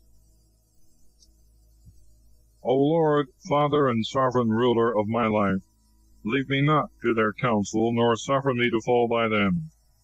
Who will set scourges over my thoughts, and the discipline of wisdom over my heart, that they spare me not in their ignorances, and that their sins may not appear? Lest my ignorances increase, and my offenses be multiplied, and my sins abound, and I fall before my adversaries, and my enemy rejoice over me.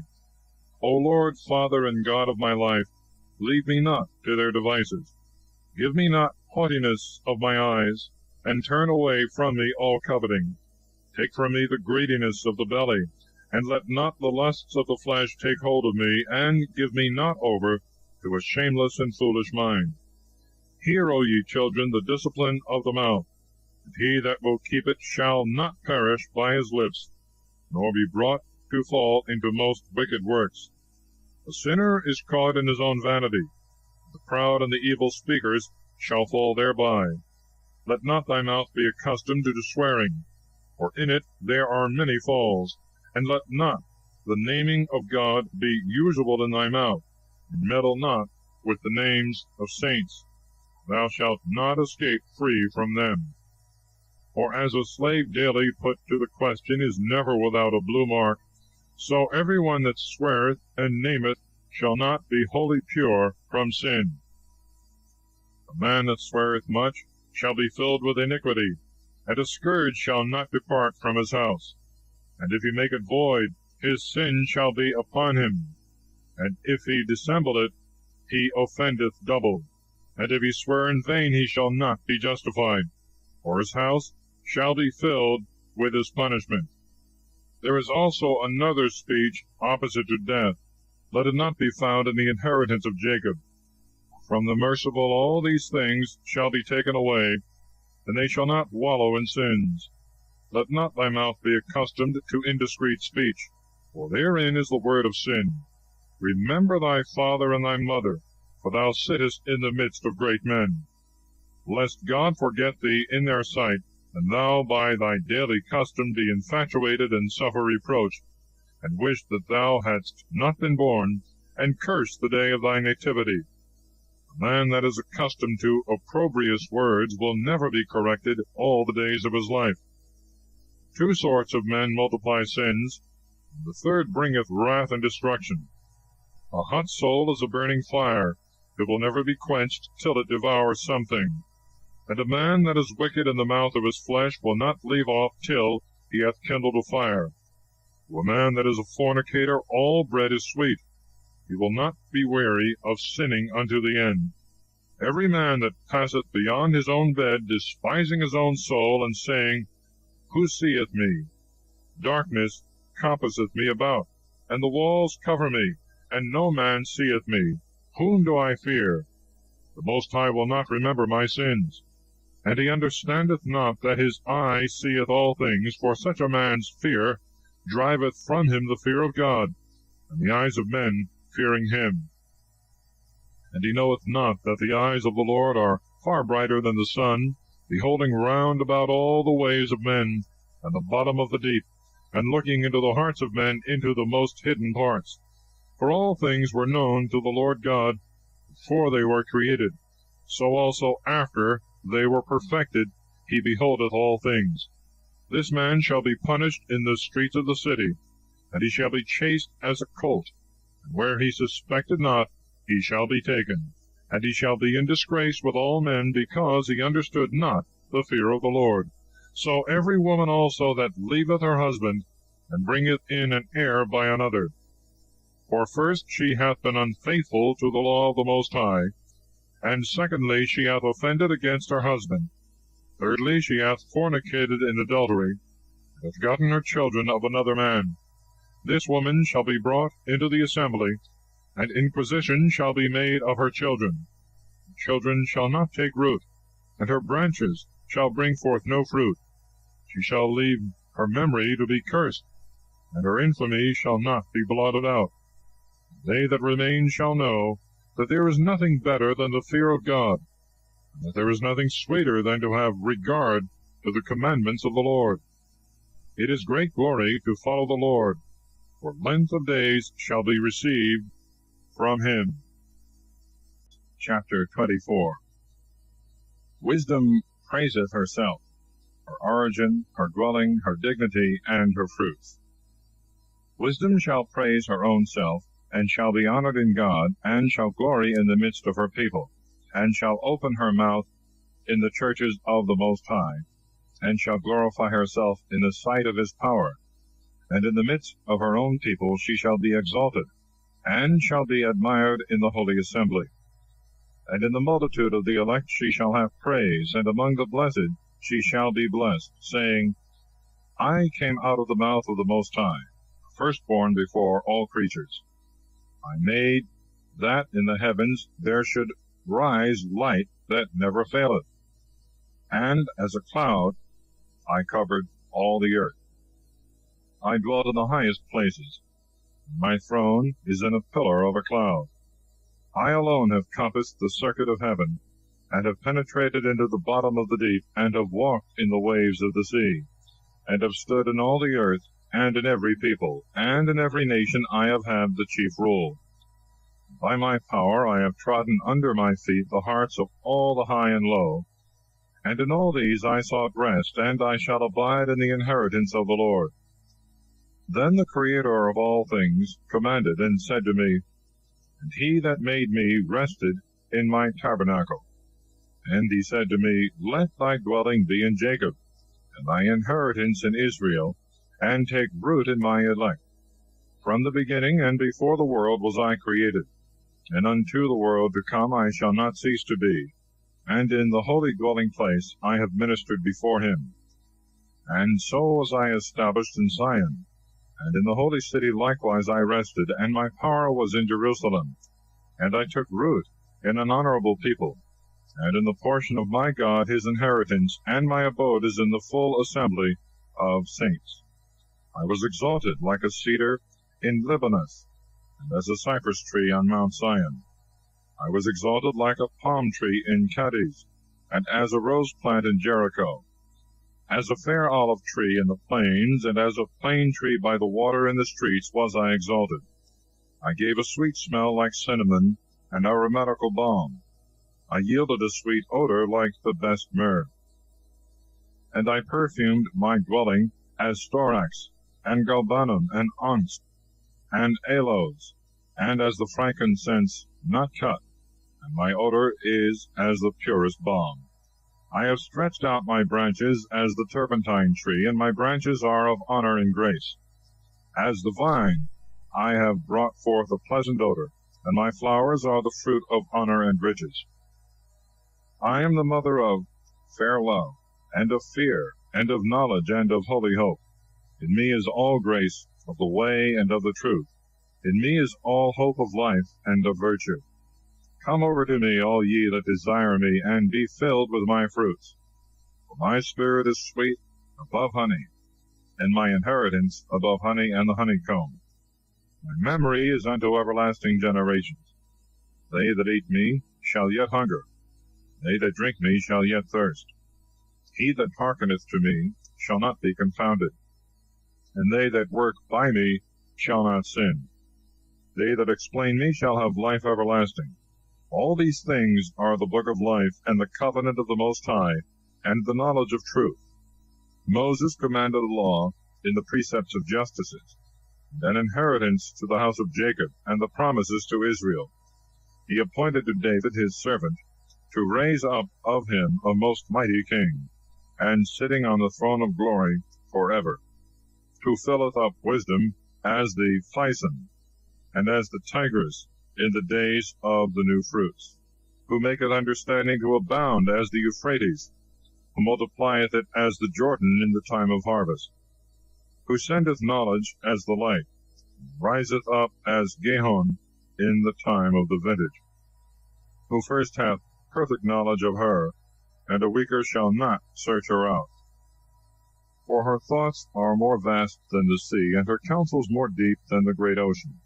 I, wisdom, have poured out rivers. I, like a brook out of a river of a mighty water. I, like a channel of a river, and like an aqueduct, came out of paradise.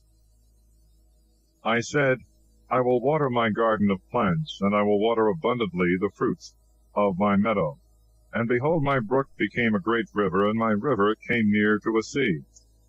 For I make doctrine to shine forth to all as the morning light, and I will declare it afar off. I will penetrate to all the lower parts of the earth, and will behold all that sleep, and will enlighten all that hope in the Lord. I will yet pour out doctrine as prophecy, and will leave it to them that seek wisdom, and will not cease to instruct their offspring even to the holy age.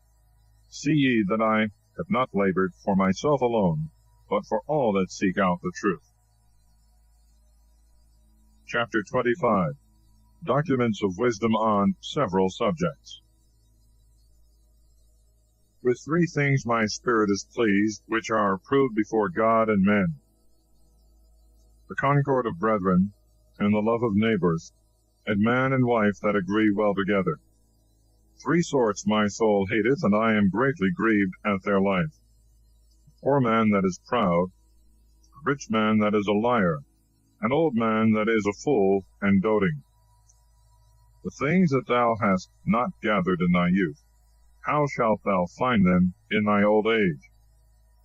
Oh, how comely is judgment for a gray head, and for ancients to know counsel.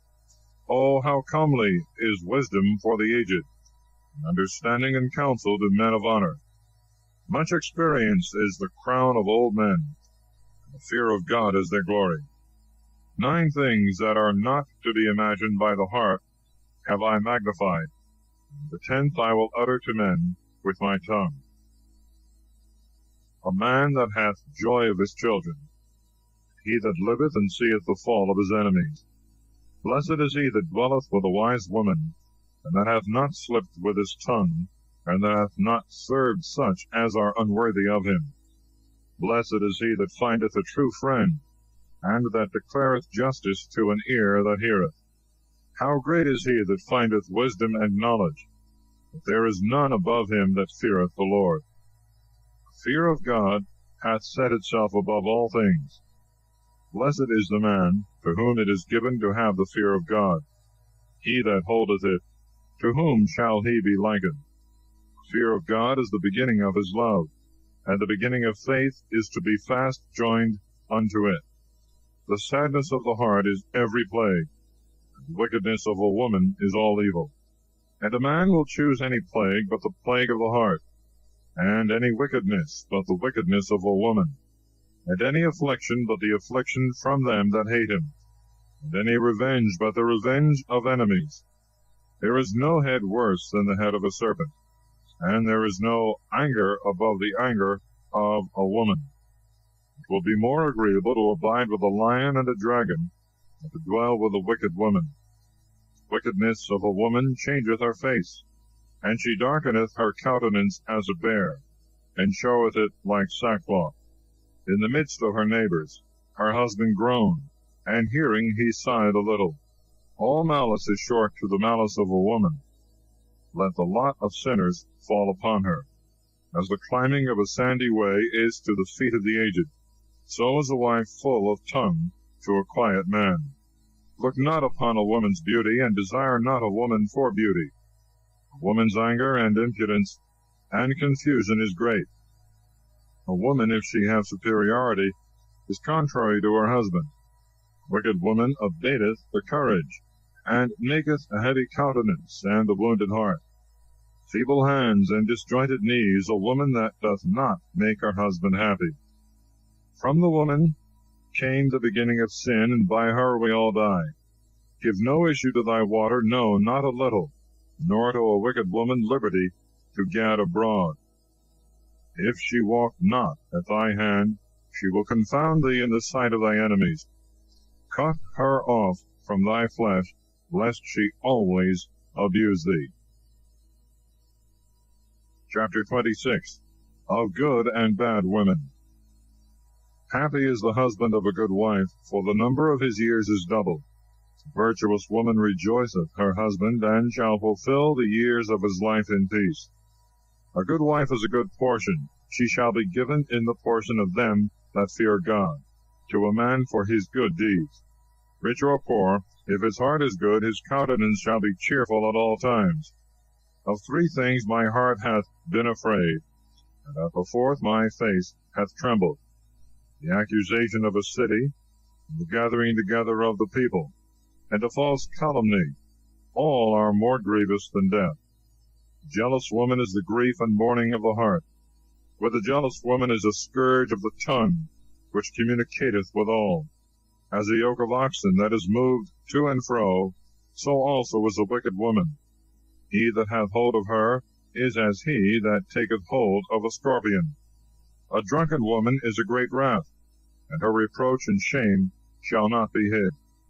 The fornication of a woman shall be known by the haughtiness of her eyes, and by her eyelids. On a daughter that turneth not away herself, set a strict watch, lest, finding an opportunity, she abuse herself. Take heed of the impudence of her eyes, and wonder not if she slight thee.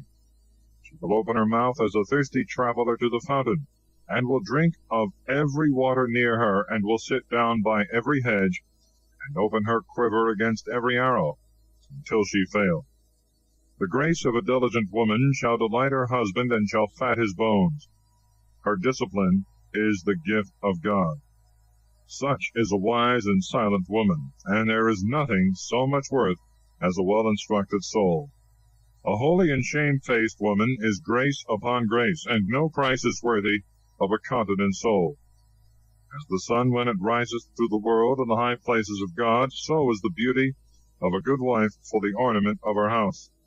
As the lamp shining upon the holy candlestick, so is the beauty of the face in a ripe age.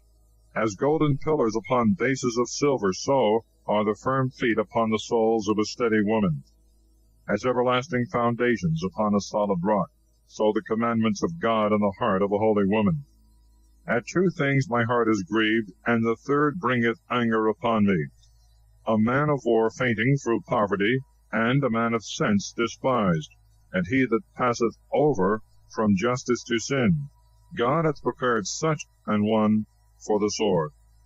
Two sorts of callings have appeared to me hard and dangerous. A merchant is hardly free from negligence, and a huckster shall not be justified from the sins of the lips. Chapter 27. Dangers of sin from several heads.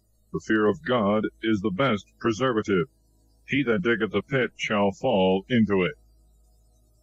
Through poverty many have sinned, and he that seeketh to be enriched turneth away his eye.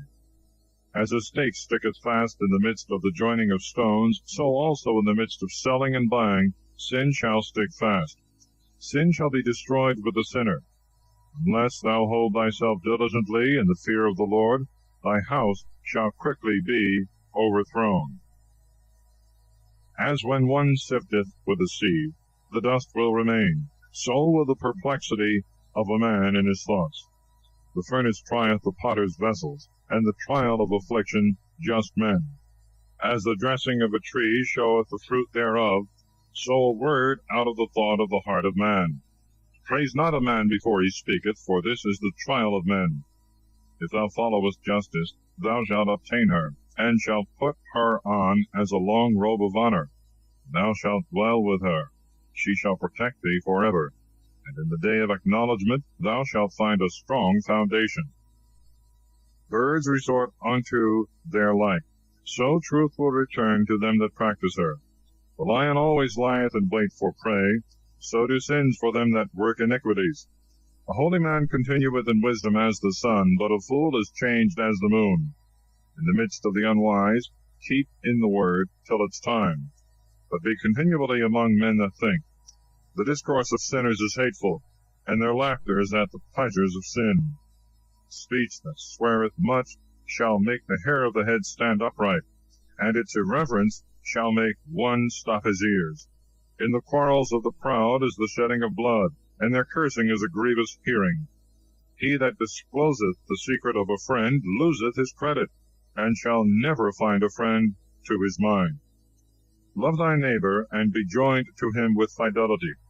But if thou discover his secrets, follow no more after him. For as a man that destroyeth his friend, so also is he that destroyeth the friendship of his neighbor. And as one that letteth a bird go out of his hand, so hast thou let thy neighbor go, and thou shalt not get him again. Follow after him no more, for he is gone afar off. He is fled as a roe escaped out of the snare, because his soul is wounded. Thou canst no more bind him up. And of a curse there is reconciliation. But to disclose the secrets of a friend leaveth no hope to an unhappy soul. He that winketh with the eye forgeth wicked things, and no man will cast him off. In the sight of thy eyes he will sweeten his mouth, and will admire thy words, but at the last he will writhe his mouth, and on thy words he will lay a stumbling block. I have hated many things, but not like him, and the Lord will hate him. If one cast a stone on high, it will fall upon his own head. The deceitful stroke will wound the deceitful. He that diggeth a pit shall fall into it. And he that setteth a stone for his neighbor shall stumble upon it, and he that layeth a snare for another shall perish in it. A mischievous counsel shall be rolled back upon the author, and he shall not know from whence it cometh to him. Mockery and reproach are of the proud, and vengeance as a lion shall lie in wait for him. They shall perish in a snare that are delighted with the fall of the just, and sorrow shall consume them before they die. Anger and fury are both of them abominable, and the sinful man shall be subject to them. Chapter 28. Lessons against revenge and quarrels, the evils of the tongue. He that seeketh to revenge himself shall find vengeance from the Lord, and he will surely keep his sins in remembrance. Forgive thy neighbor if he hath hurt thee, and then shall thy sins be forgiven to thee when thou prayest. Man to man reserveth anger, and doth he seek remedy of God? He hath no mercy on a man like himself, and doth he entreat for his own sins. He that is but flesh nourisheth anger, and doth he ask forgiveness of God? Who shall obtain pardon for his sins? Remember thy last things, and let enmity cease. For corruption and death hang over in his commandments. Remember the fear of God, and be not angry with thy neighbor. Remember the covenant of the Most High, and overlook the ignorance of thy neighbor. Refrain from strife, and thou shalt diminish thy sins. For a passionate man kindleth strife, and a sinful man will trouble his friends, and bring in debate in the midst of them that are at peace.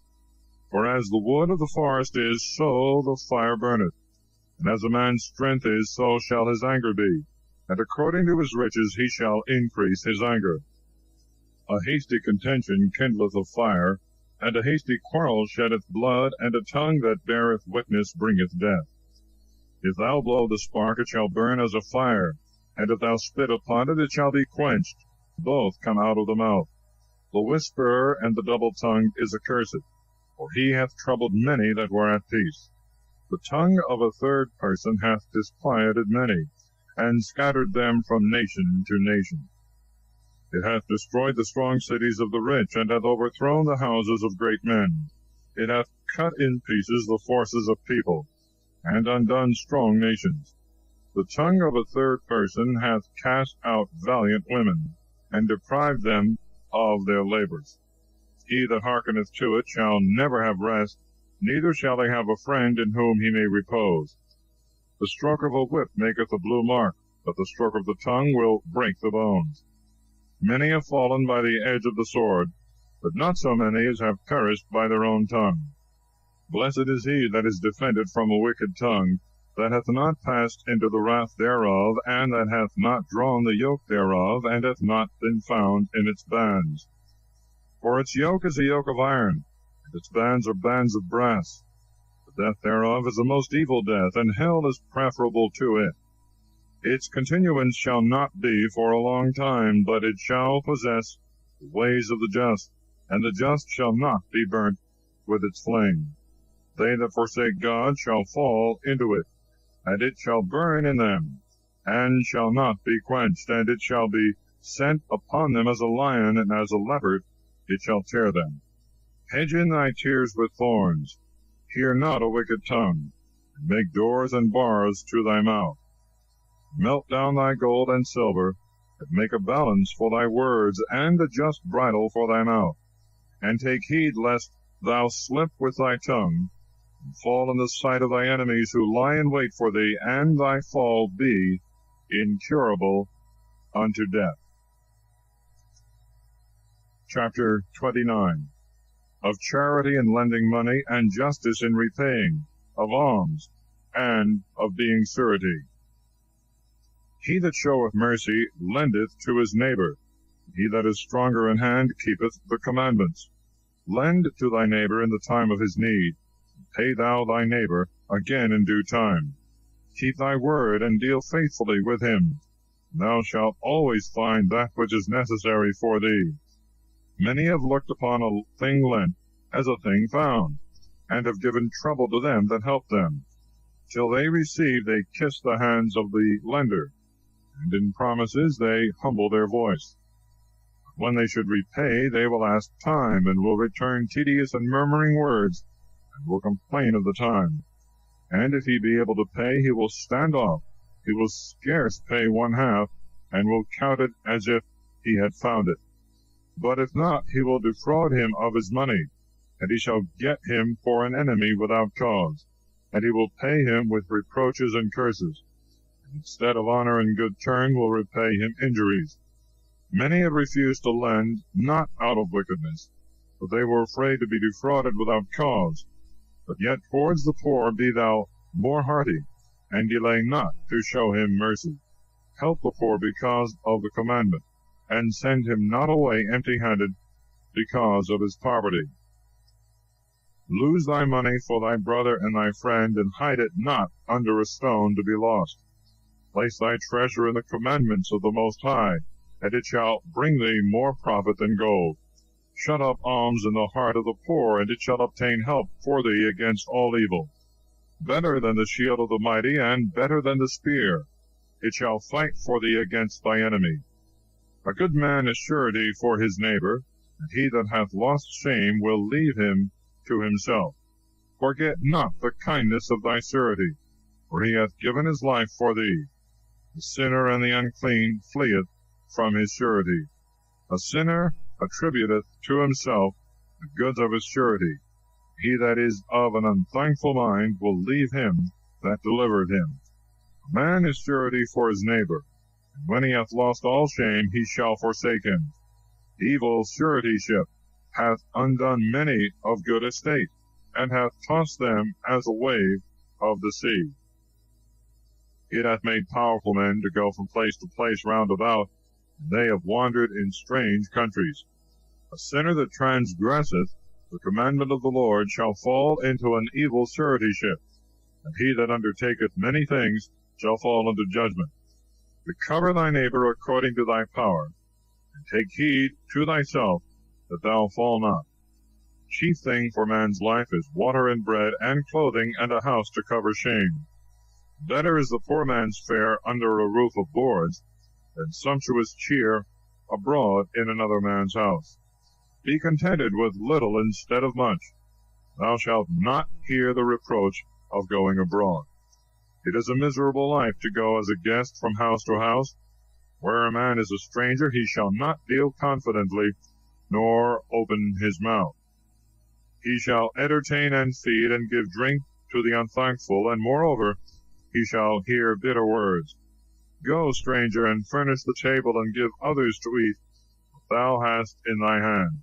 Give place to the honorable presence of my friends, for I want my house, my brother being, to be lodged with me.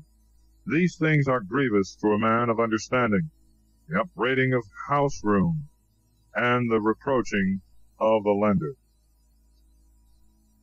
Chapter 30. Of correction of children. Health is better than wealth. Excessive grief is hurtful. He that loveth his son frequently chastiseth him, that he may rejoice in his latter end, and not grope after the doors of his neighbors. He that instructeth his son shall be praised in him, and shall glory in him in the midst of them of his household. He that teacheth his son maketh his enemy jealous, and in the midst of his friends he shall glory in him. His father is dead, and he is as if he were not dead, for he hath left one behind him, that is, like himself. While he lived, he saw and rejoiced in him, and when he died, he was not sorrowful, neither was he confounded before his enemies. For he left behind him a defender of his house against his enemies, and one that will requite kindness to his friends. For the souls of his sons he shall bind up his wounds, and at every cry his bowels shall be troubled. A horse not broken becometh stubborn, and a child left to himself will become headstrong. Give thy son his way, and he shall make thee afraid. Play with him, and he shall make thee sorrowful. Laugh not with him, lest thou have sorrow, and at the last thy teeth be set on edge. Give him not liberty in his youth, and wink not at his devices.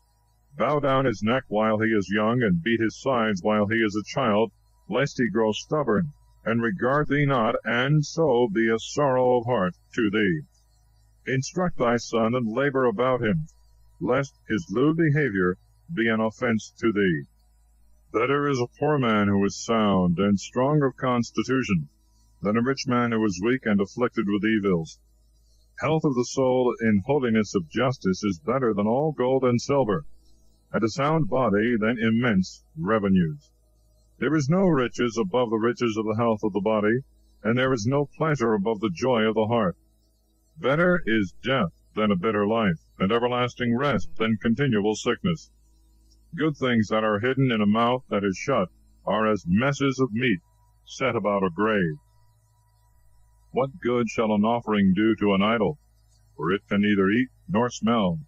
So is he that is persecuted by the Lord, bearing the reward of his iniquity. He seeth with his eyes, and groaneth as an eunuch embracing a virgin and sighing. Give not up thy soul to sadness, and afflict not thyself in thy own counsel.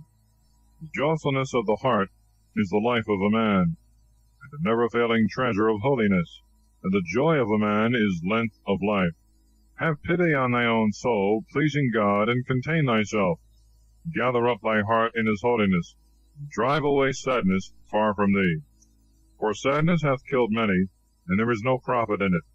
Envy and anger shorten a man's days, and pensiveness will bring old age before the time. A cheerful and good heart is always feasting, for his banquets are prepared with diligence. Chapter 31. Of the desire of riches, and of moderation in eating and drinking. Watching for riches consumeth the flesh, and the thought thereof driveth away sleep. Thinking beforehand turneth away the understanding, and a grievous sickness maketh the soul sober. A rich man hath labored in gathering riches together. When he resteth, he shall be filled with his goods. A poor man hath labored in his low way of life, and in the end he is still poor. He that loveth gold shall not be justified, and he that followeth after corruption shall be filled with it. Many have been brought to fall for gold, and the beauty thereof hath been their ruin. Gold is a stumbling block to them that sacrifice to it. Woe to them that eagerly follow after it, and every fool shall perish by it. Blessed is the rich man that is found without blemish, and that hath not gone after gold, nor put his trust in money, nor in treasures. Who is he? And we will praise him, for he hath done wonderful things in his life. Who hath been tried thereby, and made perfect? He shall have glory everlasting. He that could have transgressed, and hath not transgressed, and could do evil things, and hath not done them. Therefore are his goods established in the Lord, and all the church of the saints shall declare his alms. Art thou set at a great table? Be not the first to open thy mouth upon it.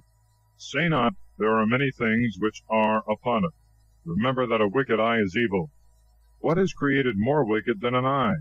Therefore shall it weep over all the face when it shall see. Stretch not out thy hand first, lest being disgraced with envy thou be put to confusion. Be not hasty in a feast. Judge of the disposition of thy neighbor by thyself. Use as a frugal man the things that are set before thee, lest if thou eatest much, thou be hated. Leave off first for manners' sake, and exceed not, lest thou offend. And if thou sittest among many, reach not thy hand out first of all, and be not the first to ask for drink. How sufficient is a little wine for a man well taught, and in sleeping thou shalt not be uneasy with it, and thou shalt feel no pain. Watching, and choler, and gripes are with an intemperate man. Sound and wholesome sleep with a moderate man. He shall sleep till morning, and his soul shall be delighted with him. And if thou hast been forced to eat much, arise, go out and vomit, and it shall refresh thee. Thou shalt not bring sickness upon thy body. Hear me, my son, and despise me not, and in the end thou shalt find my words. In all thy works be quick, and no infirmity shall come to thee. The lips of many shall bless him that is liberal of his bread, and the testimony of his truth is faithful. against him that is niggardly of his bread. The city will murmur. The testimony of his niggardliness is true. Challenge not them that love wine. Wine hath destroyed very many. Fire trieth hard iron. So wine drunk to excess shall rebuke the hearts of the proud. Wine taken with sobriety is equal life to men. If thou drink it moderately, thou shalt be sober. What is his life who is diminished with wine? What taketh away life? Death. Wine was created from the beginning to make men joyful, and not to make them drunk. Wine drunken with moderation is the joy of the soul and the heart. Sober drinking is health to soul and body. Wine drunken with excess raiseth quarrels and wrath and many ruins. Wine drunken with excess is bitterness of the soul. Heat of drunkenness is the stumbling block of the fool, lessening strength and causing wounds. Rebuke not thy neighbor in a banquet of wine. Despise him not in his mirth. Speak not to him words of reproach, and press him not in demanding again. Chapter 32. Lessons for superiors and inferiors. Advantages of fearing God and doing nothing without counsel. Have they made thee ruler? Be not lifted up, be among them as one of them. Have care of them, and so sit down, and when thou hast acquitted thyself of all thy charge, take thy place, that thou mayest rejoice for them, and receive a crown as an ornament of grace, and get the honor of the contribution. Speak, thou that art elder, for it becometh thee to speak the first word with careful knowledge, and hinder not music. Where there is no hearing, pour not out words. Be not lifted up out of season with thy wisdom. A concert of music and a banquet of wine is as a carbuncle set in gold. As a signet of an emerald in a work of gold, so is the melody of music with pleasant and moderate wine. Hear in silence, and for thy reverence good grace shall come to thee. Young man, scarcely speak in thy own cause. If thou be asked twice, let thy answer be short. In many things be as if thou wert ignorant, and hear in silence and with all seeking. In the company of great men take not upon thee, and when the ancients are present, speak not much. Before a storm goeth lightning, and before shamefacedness goeth favor, and for thy reverence good grace shall come to thee. And at the time of rising be not slack, but be first to run home to thy house. There withdraw thyself, and there take thy pastime. And do what thou hast in mind, but not in sin or proud speech. And for all these things bless the Lord, that made thee, and that replenisheth thee with all his good things. He that feareth the Lord will receive his discipline. They that will seek him early shall find a blessing. He that seeketh the law shall be filled with it, and he that dealeth deceitfully shall meet with a stumbling block therein. They that fear the Lord shall find just judgment, and shall kindle justice as a light. Sinful man will flee reproof, and will find an excuse according to his will. Man of counsel will not neglect understanding. A strange and proud man will not dread fear. Even after he hath done with fear without counsel, he shall be controlled by the things of his own seeking. My son, do thou nothing without counsel. Thou shalt not repent when thou hast done. Go not in the way of ruin, and thou shalt not stumble against the stones.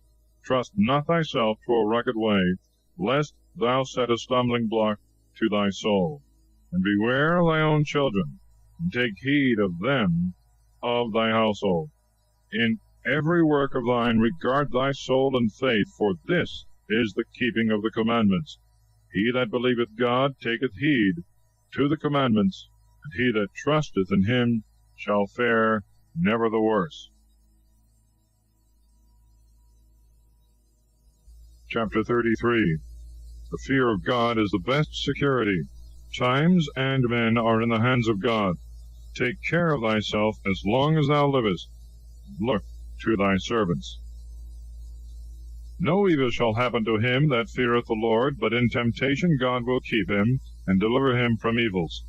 A wise man hateth not the commandments and justices, and he shall not be dashed in pieces as a ship in a storm. A man of understanding is faithful to the law of God, and the law is faithful to him. He that cleareth up a question shall prepare what to say, and so having prayed he shall be heard, and shall keep discipline. Then he shall answer. The heart of a fool is as a wheel of a cart, and his thoughts are like a rolling axle tree. A friend that is a mocker is like a stallion horse. He neigheth under every one that sitteth upon him. Why doth one day excel another, and one light another, and 1 year another year, when all come of the sun? By the knowledge of the Lord they were distinguished, the sun being made, and keeping his commandment. And he ordered the seasons and holidays of them, and in them they celebrated festivals at an hour. Some of them God made high in great days, and some of them he put in the number of ordinary days. And all men are from the ground, and out of the earth, from whence Adam was created. Much knowledge the Lord hath divided them, and diversified their ways. Some of them hath he blessed, and exalted. And some of them hath he sanctified, and set near himself. And some of them hath he cursed, and brought low, and turned them from their station. As the potter's clay is in his hand, to fashion and order it. All his ways are according to his ordering. So man is in the hand of him that made him, and he will render to him according to his judgment. Good is set against evil, and life against death. So also is the sinner against a just man. And so look upon all the works of the Most High, 2 and 2, and one against another.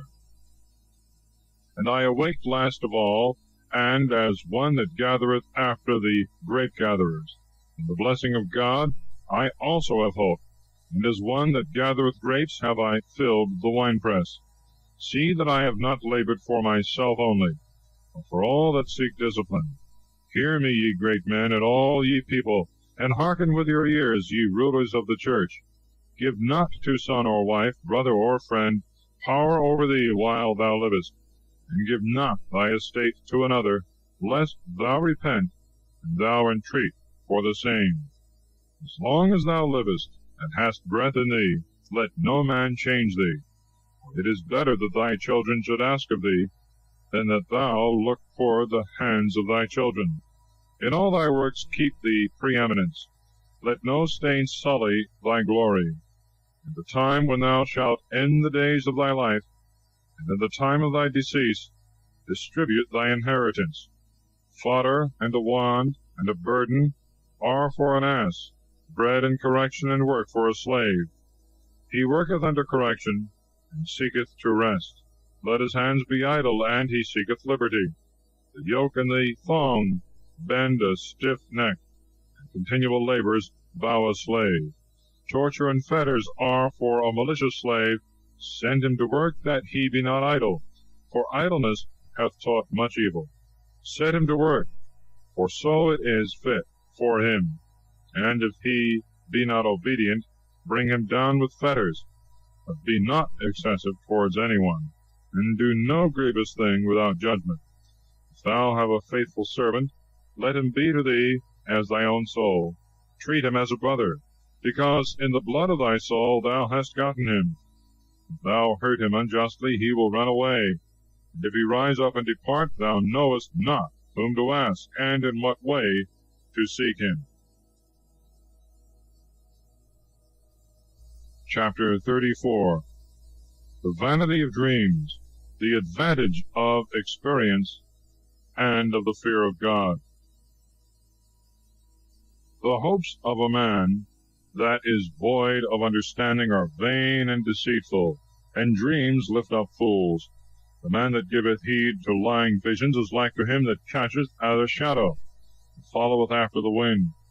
The vision of dreams is the resemblance of one thing to another, as when a man's likeness is before the face of a man.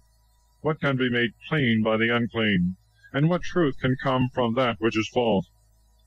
Deceitful divinations, and lying omens, and the dreams of evildoers are vanity.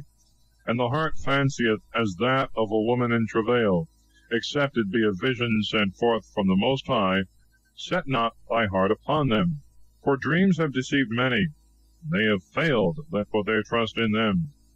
Word of the law shall be fulfilled without a lie. Wisdom shall be made plain in the mouth of the faithful. What doth he know that hath not been tried? Man that hath much experience shall think of many things. He that hath learned many things shall show forth understanding. He that hath no experience knoweth little, and he that hath been experienced in many things multiplieth prudence. He that hath not been tried, what manner of things doth he know?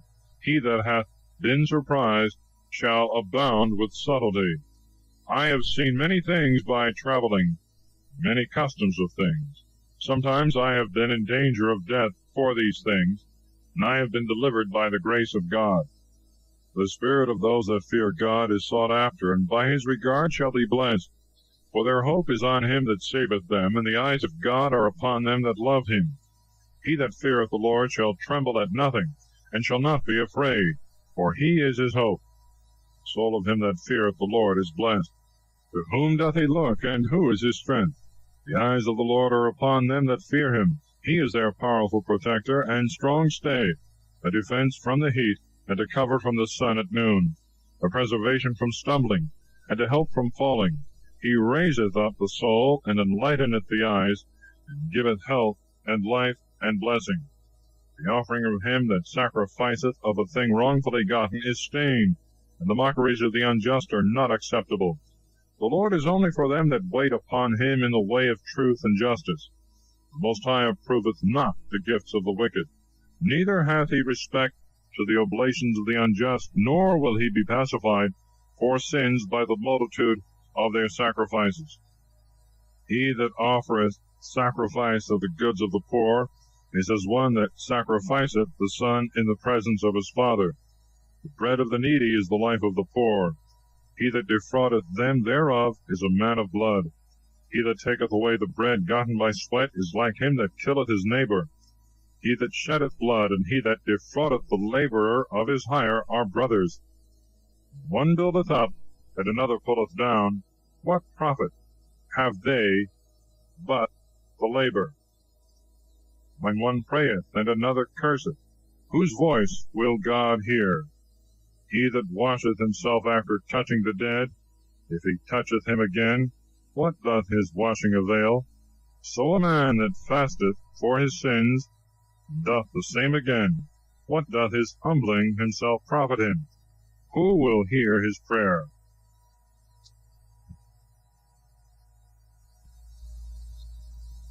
Chapter 35. What sacrifices are pleasing to God? He that keepeth the law multiplieth offerings. It is a wholesome sacrifice to take heed to the commandments, and to depart from all iniquity. And to depart from injustice is to offer a propitiatory sacrifice for injustices, and a begging of pardon for sins. He shall return thanks that offereth fine flour, and he that doth mercy offereth sacrifice. To depart from iniquity is that which pleaseth the Lord, and to depart from injustice is an entreaty for sins. Thou shalt not appear empty in the sight of the Lord.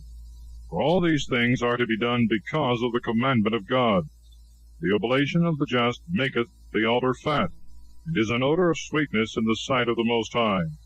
The sacrifice of the just is acceptable, and the Lord will not forget the memorial thereof. Give glory to God with a good heart, and diminish not the first fruits of thy hands. In every gift show a cheerful countenance, and sanctify thy tithes with joy. Give to the Most High according to what he hath given to thee, and with a good eye do according to the ability of thy hands. For the Lord maketh recompense, and will give thee 7 times as much. Do not offer wicked gifts, for such he will not receive. Look not upon an unjust sacrifice, for the Lord is judge, and there is not with him respect of persons.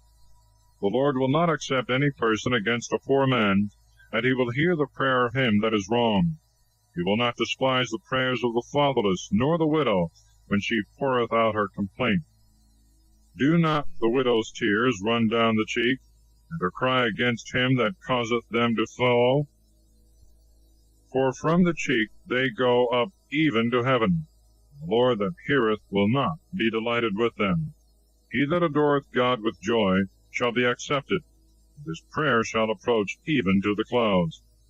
Prayer of him that humbleth himself shall pierce the clouds, and till it come nigh, he will not be comforted, and he will not depart till the Most High behold. And the Lord will not be slack, but will judge for the just, and will do judgment. And the Almighty will not have patience with them, that he may crush their back.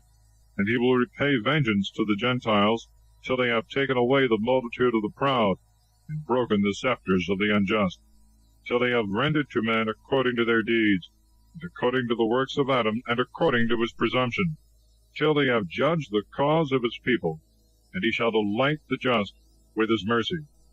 The mercy of God is beautiful in the time of affliction, as a cloud of rain in the time of drought. Chapter 36.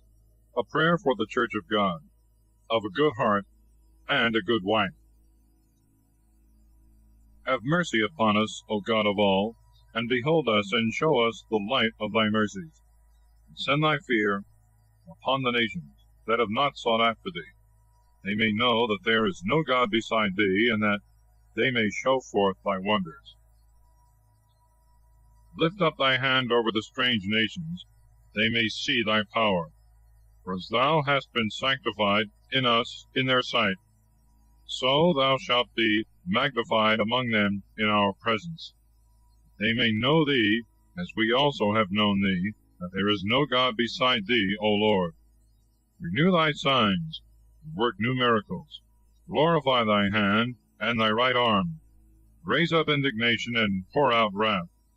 Take away the adversary, and crush the enemy. Hasten the time, and remember the end. They may declare thy wonderful works. Let him that escapeth be consumed by the rage of the fire, and let them perish that oppress thy people. Crush the head of the princes of the enemies that say, there is no other beside us. Gather together all the tribes of Jacob. They may know that there is no God besides thee, and may declare thy great works. Thou shalt inherit them as from the beginning.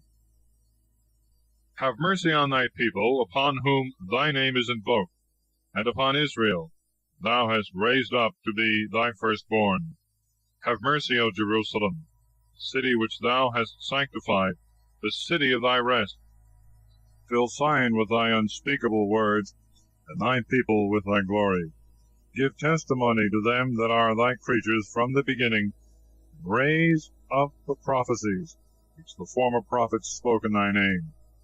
Reward them that patiently wait for thee. Thy prophets may be found faithful, and hear the prayers of thy servants, according to the blessing of Aaron over thy people. And direct us into the way of justice, and let all know that dwell upon the earth, thou art God, the beholder of all ages. The belly will devour all meat, yet one is better than another.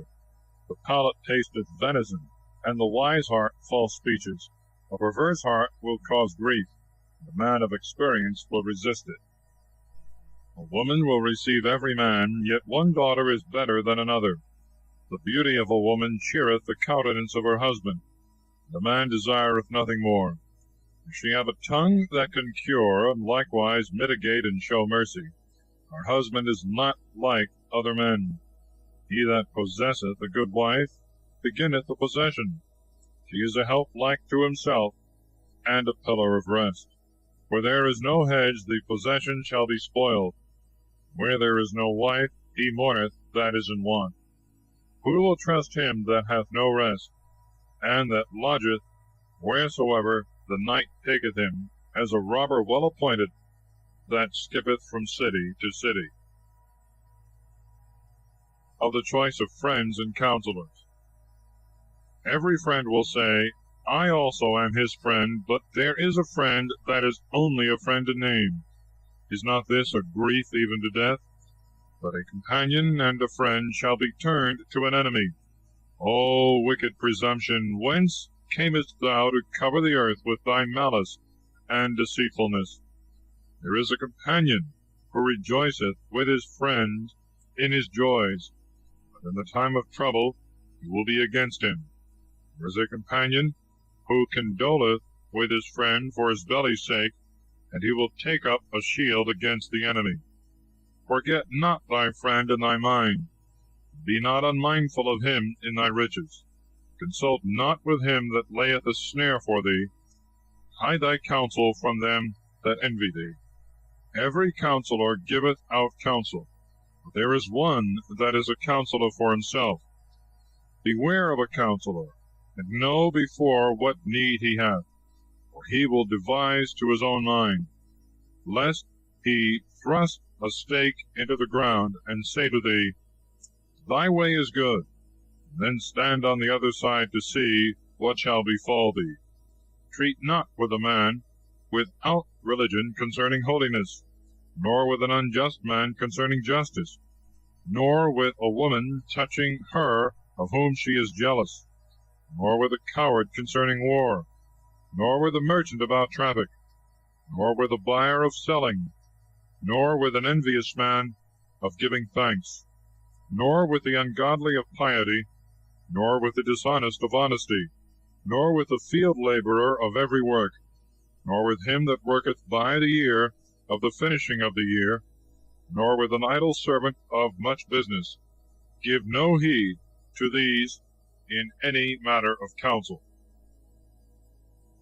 But be continually with a holy man, whomsoever thou shalt know to observe the fear of God, whose soul is according to thy own soul, and who, when thou shalt stumble in the dark, will be sorry for thee, and establish within thyself a heart of good counsel, for there is no other thing of more worth to thee than it. The soul of a holy man discovereth sometimes true things, more than 7 watchmen that sit in a high place to watch. But above all these things pray to the Most High, that he may direct thy way in truth. In all thy works let the true word go before thee, and steady counsel before every action. A wicked word shall change the heart, out of which 4 manner of things arise, good and evil, life and death, and the tongue is continually the ruler of them. There is a man that is subtle and a teacher of many, and yet is unprofitable to his own soul. A skilful man hath taught many, and is sweet to his own soul. He that speaketh sophistically is hateful. He shall be destitute of everything. Grace is not given him from the Lord. He is deprived of all wisdom. There is a wise man that is wise to his own soul, and the fruit of his understanding is commendable. A wise man instructeth his own people, and the fruits of his understanding are faithful. A wise man shall be filled with blessings, and they that see shall praise him. The life of a man is in the number of his days, but the days of Israel are innumerable. A wise man shall inherit honor among his people, and his name shall live forever. My son, prove thy soul in thy life, and if it be wicked, give it no power. For all things are not expedient for all, and every kind pleaseth not every soul. Be not greedy in any feasting, and pour not out thyself upon any meat. For in many meats there will be sickness, and greediness will turn to choler. By surfeiting many have perished. He that is temperate shall prolong life. Chapter 38. Of physicians and medicines, what is to be done in sickness, and how we are to mourn for the dead. Of the employments of laborers and artificers. Honor the physician for the need thou hast of him, for the Most High hath created him. For all healing is from God, and he shall receive gifts of the King. The skill of the physician shall lift up his head, and in the sight of great men he shall be praised. The Most High hath created medicines out of the earth, and the wise man will not abhor them. Was not bitter water made sweet with wood? The virtue of these things is come to the knowledge of men, and the Most High hath given knowledge to men, that he may be honored in his wonders. By these he shall cure and shall allay their pains, and of these the apothecary shall make sweet confections, and shall make up ointments of health, and of his works there shall be no end. For the peace of God is over all the face of the earth. My son, in thy sickness neglect not thyself, but pray to the Lord, and he shall heal thee. Turn away from sin, and order thy hands aright. Cleanse thy heart from all offense. Give a sweet savor, and a memorial of fine flour, and make a fat offering, and then give place to the physician. For the Lord created him, and let him not depart from thee. For his works are necessary. For there is a time when thou must fall into their hands. And they shall beseech the Lord, that he would prosper what they give for ease and remedy, for their conversation. He that sinneth in the sight of his Maker shall fall into the hands of the physician. My son, shed tears over the dead, and begin to lament, as if thou hadst suffered some great harm. And according to judgment cover his body, and neglect not his burial. And for fear of being ill spoken of, weep bitterly for a day, and then comfort thyself in thy sadness, and make mourning for him according to his merit for a day or two, for fear of distraction. For of sadness cometh death, and it overwhelmeth the strength. And the sorrow of thy heart boweth down the neck. In withdrawing aside, sorrow remaineth, and the substance of the poor is according to his heart. Give not up thy heart to sadness, but drive it from thee, and remember the latter end. Forget it not, for there is no returning, and thou shalt do him no good, and shalt hurt thyself. Remember my judgment, for thine also shall be so. Yesterday for me, and today for thee. When the dead is at rest, let his remembrance rest, and comfort him in the departing of his spirit. The wisdom of the scribe cometh by his time of leisure, and he that is less in action shall receive wisdom. With what wisdom shall be he furnished that holdeth the plough, and that glorieth in the goad, that driveth the oxen therewith, and is occupied in their labors, and his whole talk is about the offspring of bulls? He shall give his mind to turn up furrows, and his care is to give the kine fodder.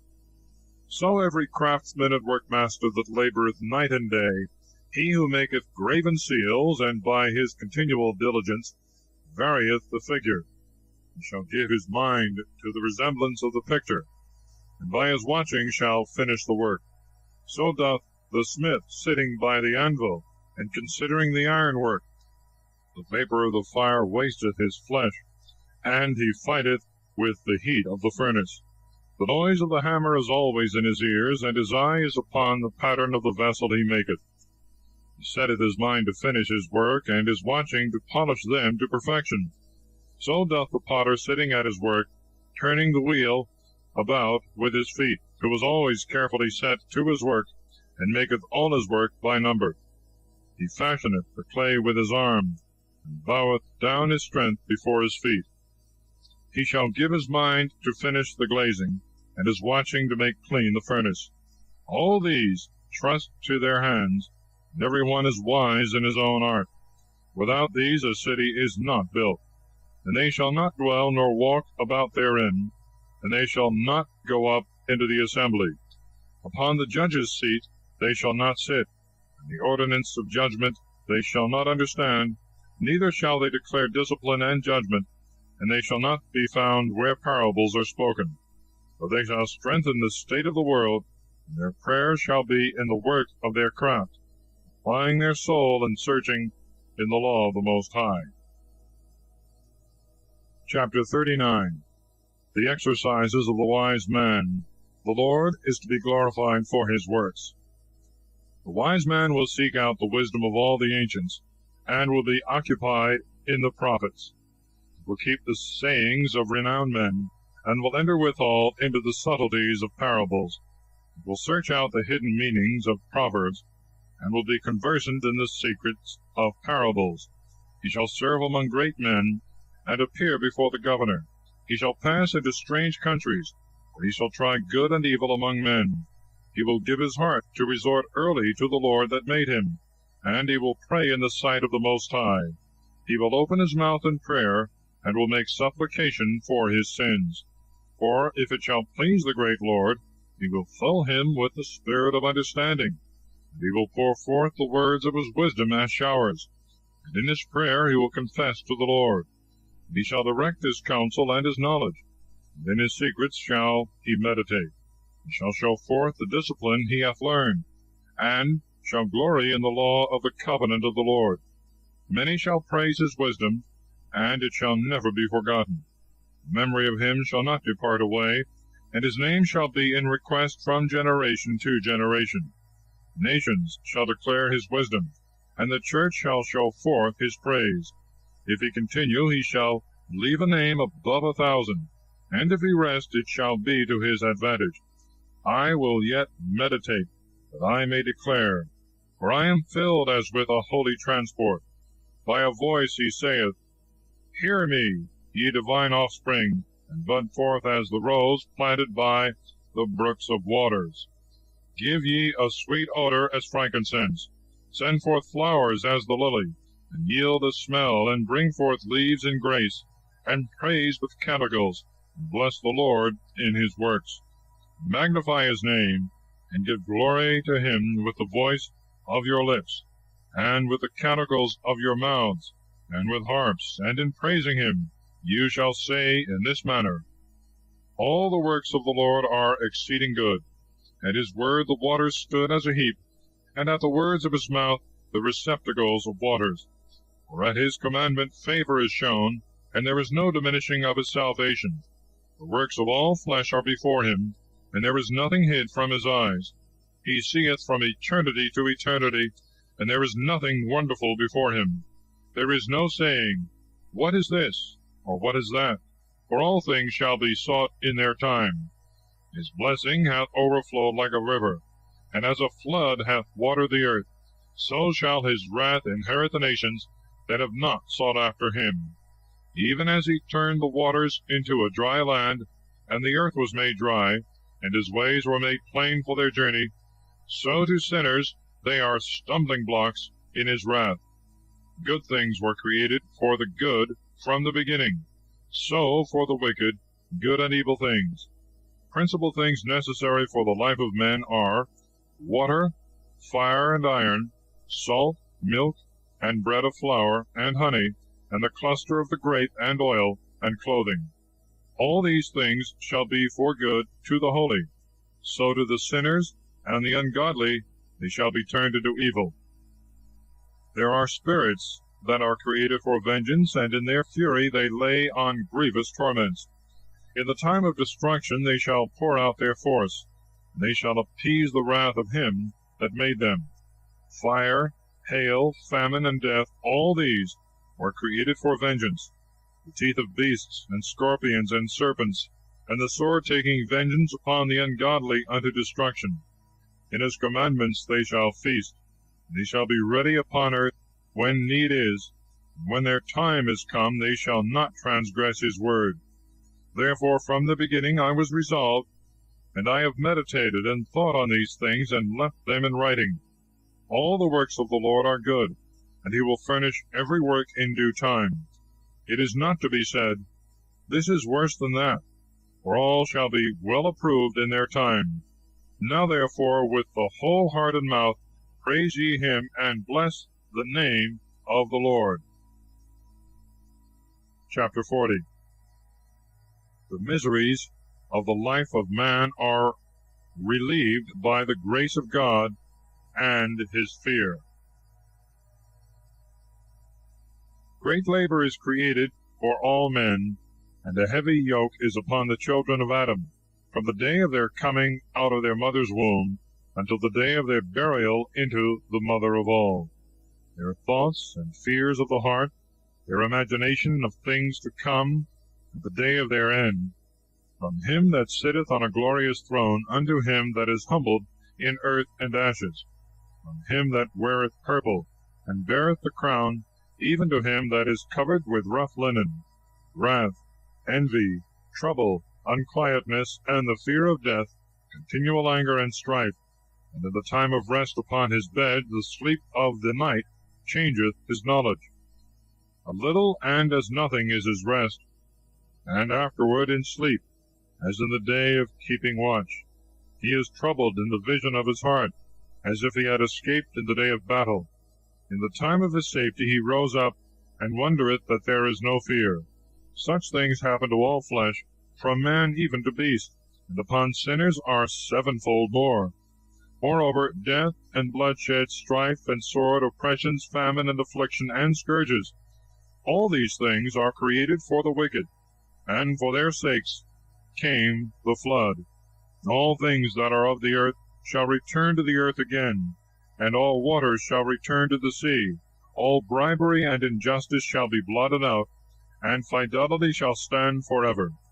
Riches of the unjust shall be dried up like a river, and shall pass away with a noise like a great thunder and rain. While he openeth his hands he shall rejoice, but transgressors shall pine away in the end. The offspring of the ungodly shall not bring forth many branches, and make a noise as unclean roots upon the top of a rock. The weed growing over every water, and at the bank of the river, shall be pulled up before all grass. Grace is like a paradise in blessings, and mercy remaineth forever. The life of a laborer that is content with what he hath shall be sweet, and in it thou shalt find a treasure. Children and the building of a city shall establish a name, but a blameless wife shall be counted above them both. Wine and music rejoice the heart, but the love of wisdom is above them both. The flute and the psaltery make a sweet melody, but a pleasant tongue is above them both. Thy eye desireth favor and beauty, but more than these green-sown fields. A friend and companion meeting together in season, and above them both is a wife with her husband. Brethren are a help in the time of trouble, but mercy shall deliver more than they. Gold and silver make the feet stand sure. Wise counsel is above them both. Riches and strength lift up the heart, but above these is the fear of the Lord. There is no want in the fear of the Lord, and it needeth not to seek for help. The fear of the Lord is like a paradise of blessing, and they have covered it above all glory. My son, in thy lifetime be not indigent, for it is better to die than to want. The life of him that looketh toward another man's table is not to be counted a life, for he feedeth his soul with another man's meat. But a man well instructed and taught will look to himself. Begging will be sweet in the mouth of the unwise, but in his belly there shall burn a fire. Chapter 41. Of the remembrance of death, of an evil and of a good name, of what things we ought to be ashamed. O death, how bitter is the remembrance of thee to a man that hath peace in his possessions, to a man that is at rest, and whose ways are prosperous in all things, and that is yet able to take meat. O death, thy sentence is welcome to the man that is in need, and to him whose strength faileth, who is in a decrepit age, and that is in care about all things, and to the distrustful that loseth patience. Fear not the sentence of death. Remember what things have been before thee, and what shall come after thee. This sentence is from the Lord upon all flesh. And what shall come upon thee by the good pleasure of the Most High, whether 10 or 100 or 1,000 years? For among the dead there is no accusing of life. Children of sinners become children of abominations, and they that converse near the houses of the ungodly. The inheritance of the children of sinners shall perish, and with their posterity shall be a perpetual reproach. Children will complain of an ungodly father, because for his sake they are in reproach. Woe to you, ungodly men, who have forsaken the law of the Most High Lord! For if you be born, you shall be born in malediction, and if you die in malediction shall be your portion. All things that are of the earth shall return to the earth, so the ungodly shall from malediction to destruction. Mourning of men is about their body, but the name of the ungodly shall be blotted out. Take care of a good name, for this shall continue with thee, more than 1,000 treasures, precious and great. A good life hath its number of days, but a good name shall continue forever. My children, keep discipline and peace. For wisdom that is hid, and a treasure that is not seen, what profit is there in them both? Better is the man that hideth his folly, the man that hideth his wisdom. Wherefore, have a shame of these things I am now going to speak of. For it is not good to keep all shamefacedness, that all things do not please all men in opinion. Be ashamed of fornication before father and mother, and of a lie before a governor and a man in power, of an offense before a prince and a judge, of iniquity before a congregation and a people, of injustice before a companion and friend, and in regard to the place where thou dwellest, of theft and of the truth of God, and the covenant, of leaning with thy elbow over meat, and of deceit in giving and taking, of silence before them that salute thee, of looking upon a harlot, and of turning away thy face from thy kinsman. Turn not away thy face from thy neighbor, and of taking away a portion, and not restoring. Gaze not upon another man's wife, and be not inquisitive after his handmaid, and approach not her bed. Be ashamed of upbraiding speeches before friends, and after thou hast given, upbraid not. Chapter 42. Of what things we ought not to be ashamed. Cautions with regard to women, works, and greatness of God. Repeat not the word which thou hast heard, and disclose not the thing that is secret. So shalt thou be truly without confusion, and shalt find favor before all men. Be not ashamed of any of these things, and accept no person to sin thereby. Of the law of the Most High, and of his covenant, and of judgment to justify the ungodly, of the affair of companions and travelers, and of the gift of the inheritance of friends, of exactness, of balance and weights, of getting much or little, of the corruption of buying, and of merchants, and of much correction of children, and to make the side of a wicked slave to bleed.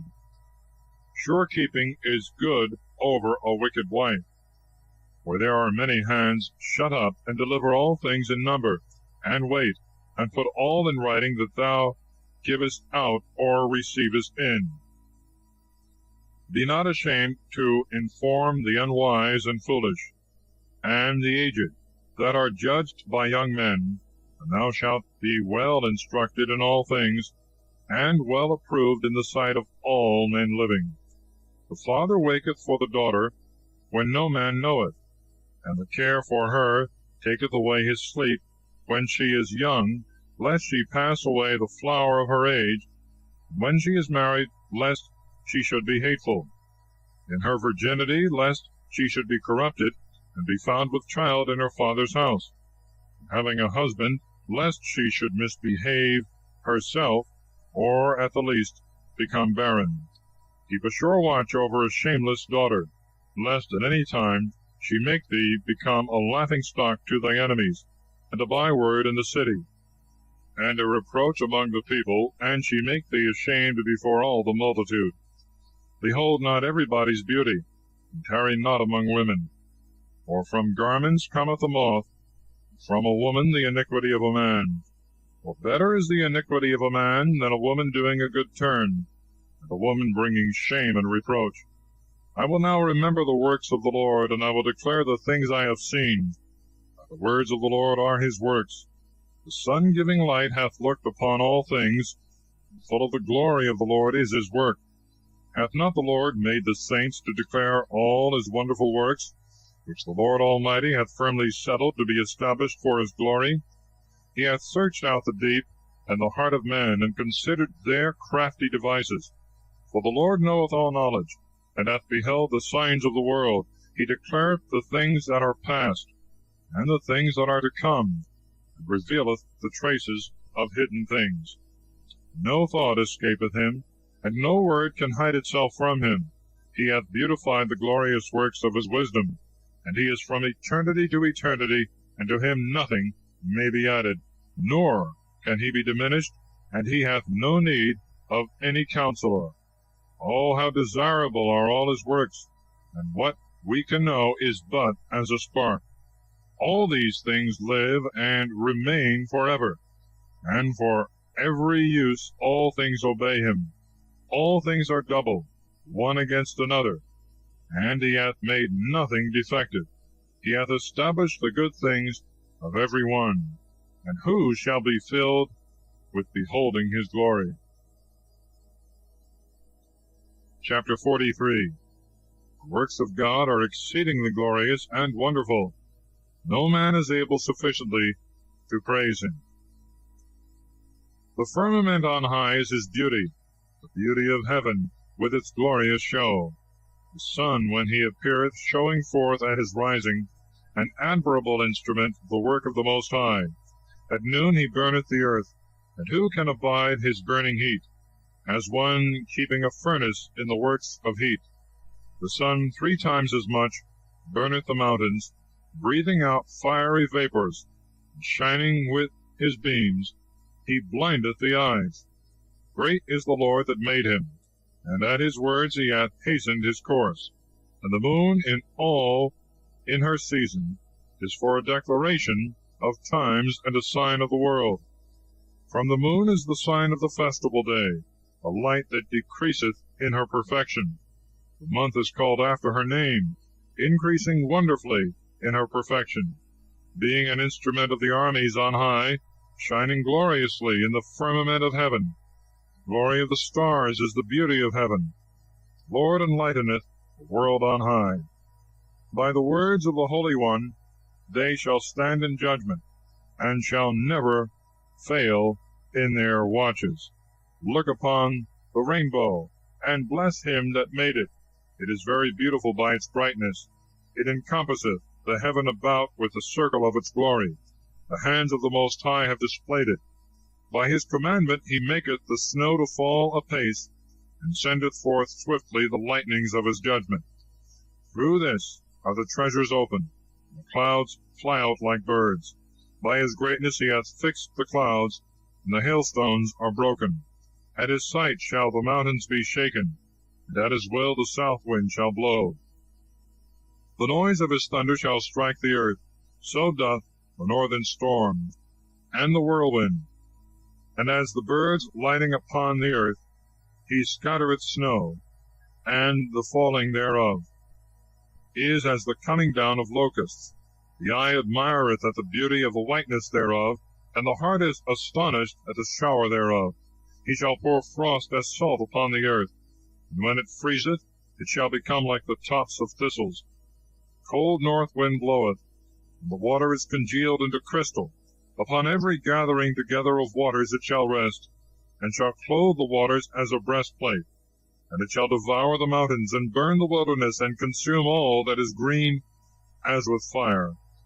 Present remedy of all is the speedy coming of a cloud, and a dew that meeteth it, by the heat that cometh, shall overpower it. At his word the wind is still, and with his thought he appeaseth the deep. And the Lord hath planted islands therein. Let them that sail on the sea tell the dangers thereof. And when we hear with our ears, we shall admire. There are great and wonderful works, a variety of beasts, and of all living things, and the monstrous creatures of whales. Through him is established the end of their journey. By his word all things are regulated. We shall say much, and yet shall want words. But the sum of our words is, he is all. What shall we be able to do to glorify him? For the Almighty himself is above all his works. The Lord is terrible and exceeding great, and his power is admirable. Glorify the Lord as much as ever you can, for he will yet far exceed, and his magnificence is wonderful. Blessing the Lord, exalt him as much as you can, for he is above all praise. When you exalt him, put forth all your strength, and be not weary, for you can never go far enough. Who shall see him and declare him, and who shall magnify him as he is from the beginning? There are many things hidden from us that are greater than these, for we have seen but a few of his works. But the Lord hath made all things, and to the godly he hath given wisdom. Chapter 44. The praises of the Holy Fathers, in particular of Enoch, Noah, Abraham, Isaac, and Jacob. Let us now praise men of renown, and our fathers in their generation. The Lord hath wrought great glory through his magnificence from the beginning, such as have borne rule in their dominions, men of great power, and endued with their wisdom, showing forth in the prophets the dignity of prophets, and ruling over the present people, and by the strength of wisdom instructing the people in most holy words, such as by their skill sought out musical tunes, and published canticles of the Scriptures. Rich men in virtue, studying beautifulness, living at peace in their houses. All these have gained glory in their generations, and were praised in their days. They that were born of them have left a name behind them, that their praises might be related. And there are some of whom there is no memorial, who are perished as if they had never been, and are become as if they had never been born, and their children with them. But these were men of mercy, whose godly deeds have not failed. Good things continue with their seed. Their posterity are a holy inheritance, and their seed hath stood in the covenants, and their children for their sakes remain forever. Their seed and their glory shall not be forsaken. Their bodies are buried in peace, and their name liveth unto generation and generation. Let the people show forth their wisdom, and the church declare their praise. Enoch pleased God, and was translated into paradise, that he may give repentance to the nations. Noah was found perfect, just, and in the time of wrath he was made a reconciliation. Therefore was there a remnant left to the earth when the flood came. The covenants of the world were made with him, that all flesh should no more be destroyed with the flood. Abraham was the great father of a multitude of nations, and there was not found the like to him in glory, who kept the law of the Most High, and was in covenant with him. In his flesh he established the covenant, and in temptation he was found faithful. Therefore by an oath he gave him glory in his posterity, that he should increase as the dust of the earth, and that he would exalt his seed as the stars, and they should inherit from sea to sea, and from the river to the ends of the earth. And he did in like manner with Isaac, for the sake of Abraham his father. The Lord gave him the blessing of all nations, and confirmed his covenant upon the head of Jacob. He acknowledged him in his blessings, and gave him an inheritance, and divided him his portion in 12 tribes. And he preserved for him men of mercy, that found grace in the eyes of all flesh. Chapter 45. The praises of Moses, of Aaron, and of Phinehas. Moses was beloved of God and men, whose memory is in benediction. He made him like the saints in glory, and magnified him in the fear of his enemies. And with his words he made prodigies to cease. He glorified him in the sight of kings, and gave him commandments in the sight of his people, and showed him his glory. He sanctified him in his faith and meekness, and chose him out of all flesh. For he heard him and his voice, and brought him into a cloud. And he gave him commandments before his face, and a law of life, and instruction, that he might teach Jacob his covenant, and Israel his judgments. He exalted Aaron his brother, and like to himself of the tribe of Levi. He made an everlasting covenant with him, and gave him the priesthood of the nation, and made him blessed in glory. And he girded him about with a glorious girdle, and clothed him with a robe of glory, and crowned him with majestic attire, and put upon him a garment to the feet, and breeches, and an ephod, and he encompassed him with many little bells of gold all round about, that as he went there might be a sound, and a noise made that might be heard in the temple, for a memorial to the children of his people. He gave him a holy robe of gold, and blue, and purple, a woven work of a wise man, endued with judgment and truth, of twisted scarlet the work of an artist, with precious stones cut and set in gold, engraven by the work of a lapidary for a memorial, according to the number of the tribes of Israel, and a crown of gold upon his mitre, wherein was engraved holiness, an ornament of honor, a work of power, and delightful to the eyes for its beauty. Before him there were none so beautiful, even from the beginning. No stranger was ever clothed with them, but only his children alone and his grandchildren forever. His sacrifices were consumed with fire every day. Moses filled his hands and anointed him with holy oil. This was made to him for an everlasting testament, and to his seed as the days of heaven, to execute the office of the priesthood, and to have praise and to glorify his people in his name. He chose him out of all men living, to offer sacrifice to God, incense, and a good savor, for a memorial to make reconciliation for his people. And he gave him power in his commandments, in the covenants of his judgments, that he should teach Jacob his testimonies, and give light to Israel in his law. And strangers stood up against him, and through envy the men that were with Dathan and Abiram compassed him about in the wilderness, and the congregation of Korah in their wrath. The Lord God saw, and it pleased him not, and they were consumed in his wrathful indignation.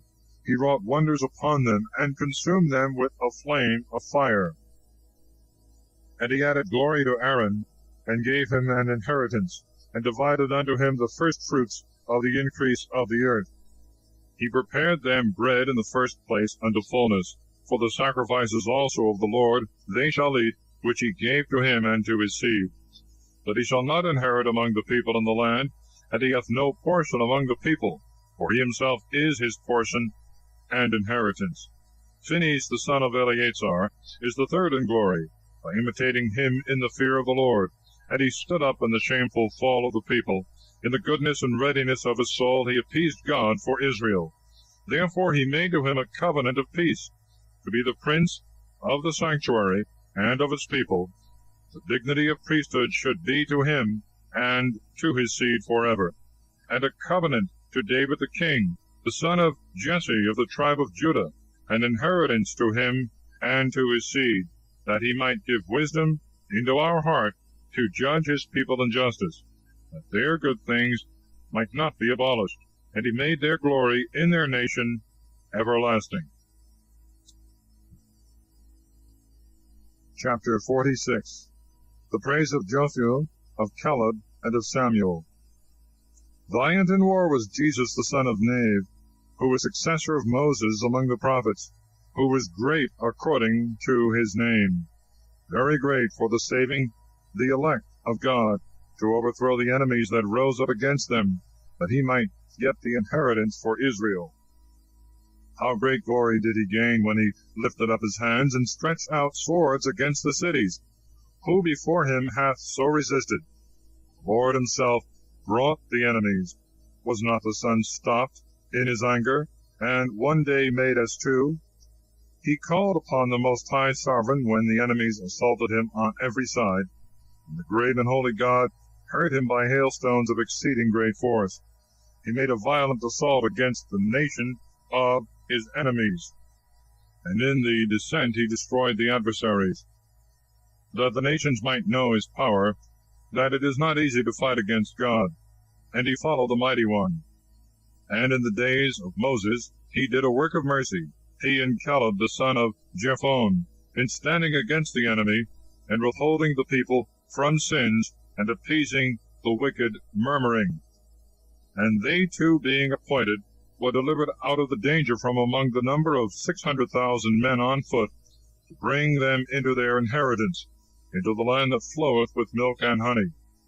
And the Lord gave strength also to Caleb, and his strength continued even to his old age, so that he went up to the high places of the land, and his seed obtained it for an inheritance, that all the children of Israel might see that it is good to obey the holy God. Then all the judges, every one by name, whose heart was not corrupted, who turned not away from the Lord, that their memory might be blessed, and their bones spring up out of their place, and their name continue forever, glory of the holy men remaining unto their children. Samuel, the prophet of the Lord, the beloved of the Lord his God, established a new government, and appointed princes over his people. By the law of the Lord he judged the congregation, and the God of Jacob beheld, and by his fidelity he was proved a prophet. And he was known to be faithful in his words, because he saw the God of light, and called upon the name of the Lord Almighty, in fighting against the enemies who beset him on every side, when he offered a lamb without blemish. And the Lord thundered from heaven, and with a great noise made his voice to be heard. And he crushed the princes of the Tyrians, and all the lords of the Philistines. And before the time of the end of his life in the world, he protested before the Lord and his anointed. Money or anything else, even to his shoe, he had not taken of any man, and no man did accuse him. And after this he slept, and he made known to the king, and showed him the end of his life. And he lifted up his voice from the earth in prophecy to blot out the wickedness of the nation. Chapter 47. The praise of Nathan, of David, and of Solomon, of his fall and punishment. Then Nathan the prophet arose in the days of David, and as the fat taken away from the flesh, so was David chosen from among the children of Israel. He played with lions as with lambs, and with bears he did in like manner as with the lambs of the flock in his youth. Did not he kill the giant, and take away reproach from his people? In lifting up his hand with a stone in the sling, he beat down the boasting of Goliath. For he called upon the Lord the Almighty, and he gave strength in his right hand to take away the mighty warrior, and to set up the horn of his nation. So in 10,000 did he glorify him, praised him in the blessings of the Lord, in offering to him a crown of glory. For he destroyed the enemies on every side, and extirpated the Philistines, the adversaries, unto this day. He broke their horn forever. In all his works he gave thanks to the Holy One, and to the Most High with words of glory. With his whole heart he praised the Lord, and loved God that made him. And he gave him power against his enemies. And he set singers before the altar. And by their voices he made sweet melody. And to the festivals he added beauty, and set in order the solemn times even to the end of his life. They should praise the holy name of the Lord, and magnify the holiness of God in the morning. The Lord took away his sins, and exalted his horn forever. And he gave him a covenant of the kingdom, and a throne of glory in Israel. After him arose up a wise son, and for his sake he cast down all the power of the enemies. Solomon reigned in days of peace, and God brought all his enemies under him, that he might build a house in his name, and prepare a sanctuary forever. Oh, how wise wast thou in thy youth! Thou wast filled as a river with wisdom, and thy soul covered the earth. And thou didst multiply riddles and parables. Thy name went abroad to the islands far off, and thou wast beloved in thy peace. The countries wondered at thee for thy canticles, and proverbs, and parables, and interpretations, and at the name of the Lord God, whose surname is God of Israel. Thou didst gather gold as copper, and didst multiply silver as lead. Thou didst bow thyself to women, and by thy body thou wast brought under subjection. Thou hast stained thy glory, and defiled thy seed, so as to bring wrath upon thy children, and to have thy folly kindled. Thou shouldst make the kingdom to be divided, and out of Ephraim a rebellious kingdom to rule. But God will not leave off his mercy, and he will not destroy nor abolish his own works, neither will he cut up by the roots the offspring of his elect, and he will not utterly take away the seed of him that loveth the Lord. Wherefore he gave a remnant to Jacob, and to David of the same stock, and Solomon had an end with his fathers. And he left behind him of his seed the folly of the nation, even Rehoboam that had little wisdom, who turned away the people through his counsel, and Jeroboam the son of Nebat, who caused Israel to sin, and showed Ephraim the way of sin, and their sins were multiplied exceedingly.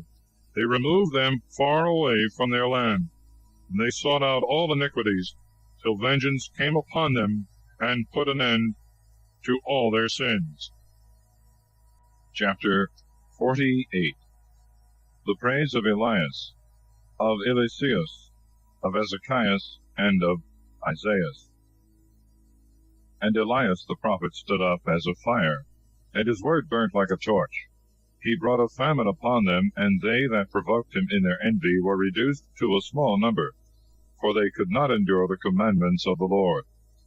By the word of the Lord he shut up the heaven, and he brought down fire from heaven thrice. Thus was Elias magnified in his wondrous works.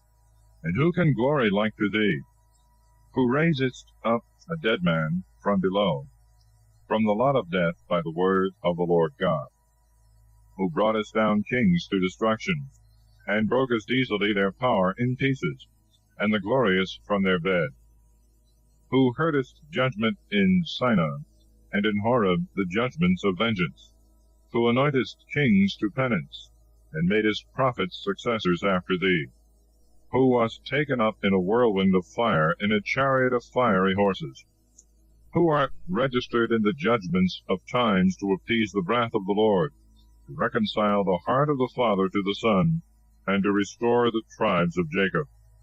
Blessed are they that saw thee, and were honored with thy friendship. For we live only in our life, but after death our names shall not be such. Elias was indeed covered with a whirlwind, and his spirit was filled up in Elysius.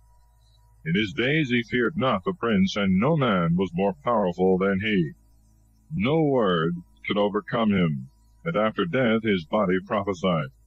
In his life he did great wonders, and in death he wrought miracles. For all this the people repented not, neither did they depart from their sins till they were cast out of their land, and were scattered through all the earth. And there was left but a small people, and a prince in the house of David. Some of these did that which pleased God, but others committed many sins. Hezekiah fortified his city, and brought in water into the midst thereof, and he digged a rock with iron, and made a well for water. In his days Sennacherib came up, and sent Rabshakeh, and lifted up his hand against him. And he stretched out his hand against Sion, and became proud through his power. Then their hearts and hands trembled, and they were in pain as women in travail. And they called upon the Lord, who is merciful, and spreading their hands they lifted them up to heaven. The holy Lord God quickly heard their voice. He was not mindful of their sins, neither did he deliver them up to their enemies, but he purified them by the hand of Isaiah the holy prophet. He overthrew the army of the Assyrians, and the angel of the Lord destroyed them. For Hezekiah did that which pleased God, and walked valiantly in the way of David his father, which Isaiah the great prophet, and faithful in the sight of God, had commanded him. In his days the sun went backward, and he lengthened the king's life. With a great spirit he saw the things that are to come to pass at last, and comforted the mourners in Sion. He showed what should come to pass forever, secret things before they came. Chapter 49. Praise of Josias, of Jeremiah, Ezekiel, and the 12 prophets. Also of Zerubbabel, Jesus the son of Josedek, Nehemiah, Enoch, Joseph, Seth, Sem, and Adam. The memory of Josias is like the composition of a sweet smell made by the art of a perfumer. His remembrance shall be sweet as honey in every mouth, and as music at a banquet of wine. He was directed by God unto the repentance of the nation, and he took away the abominations of wickedness. And he directed his heart towards the Lord. In the days of sinners he strengthened godliness. Except David and Hezekiah and Josias, all committed sin. For the kings of Judah forsook the law of the Most High, and despised the fear of God. So they gave their kingdom to others, and their glory to a strange nation.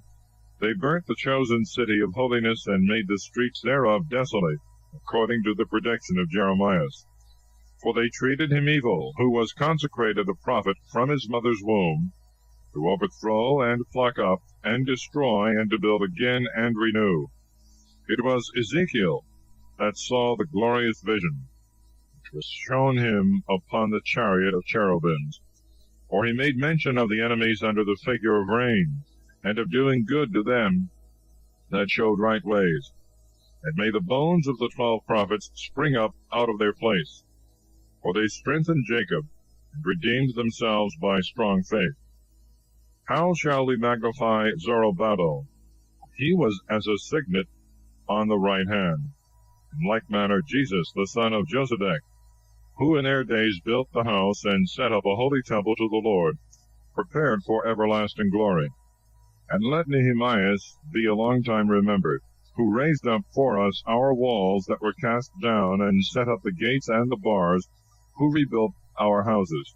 No man was born upon earth like Enoch, for he also was taken up from the earth, nor as Joseph, who was a man born prince of his brethren, support of his family, the ruler of his brethren, the stay of the people. And his bones were visited, and after death they prophesied. Seth and Sem obtained glory among men, and above every soul Adam in the beginning. Chapter 50. The praises of Simon the high priest. The conclusion. Simon the high priest, the son of Onias, who in his life propped up the house, and in his days fortified the temple. By him also the height of the temple was founded, the double building and the high walls of the temple. In his days the wells of water flowed out, and they were filled as the sea above measure. He took care of his nation, and delivered it from destruction. He prevailed to enlarge the city, and obtained glory in its conversation with the people, and enlarged the entrance of the house and the court. He shone in his days as the morning star in the midst of a cloud, and as the moon at the full, and as the sun when it shineth, so did he shine in the temple of God, and as the rainbow giving light in the bright clouds, and as a flower of roses in the days of the spring, and as the lilies that are on the brink of the water, and as the sweet-smelling frankincense in the time of summer, as a bright fire, and frankincense burning in the fire, as a massy vessel of gold adorned with every precious stone, as an olive tree budding forth, and a cypress tree rearing itself on high, when he put on the robe of glory, and was clothed with the perfection of power. When he went up to the holy altar, he honored the vesture of holiness. And when he took the portions out of the hands of the priests, he himself stood by the altar. And about him was the ring of his brethren, and as the cedar planted in Mount Libanus, and as branches of palm trees, they stood round about him, and all the sons of Aaron in their glory. And the oblation of the Lord was in their hands before all the congregation of Israel. And finishing his service on the altar, to honor the offering of the Most High King, he stretched forth his hand to make a libation, and offered up the blood of the grape, and poured out at the foot of the altar a divine odor to the Most High Prince. Then the sons of Aaron shouted. They sounded with beaten trumpets, and made a great noise to be heard for a remembrance before God. Then all the people together made haste, and fell down to the earth upon their faces, to adore the Lord their God, and to pray to the Almighty God, the Most High. And the singers lifted up their voices, and in the great house the sound of sweet melody was increased. And the people in prayer besought the Lord the Most High, until the worship of the Lord was perfected, and they had finished their office. Then coming down, he lifted up his hands over all the congregation of the children of Israel, to give glory to God with his lips, and to glory in his name. And he repeated his prayer, willing to show the power of God. And now pray ye to the God of all, who hath done great things in all the earth, who hath increased our days from our mother's womb, and hath done with us according to his mercy. That he grant us joyfulness of heart, and that there be peace in our days in Israel forever, that Israel may believe that the mercy of God is with us, to deliver us in his days.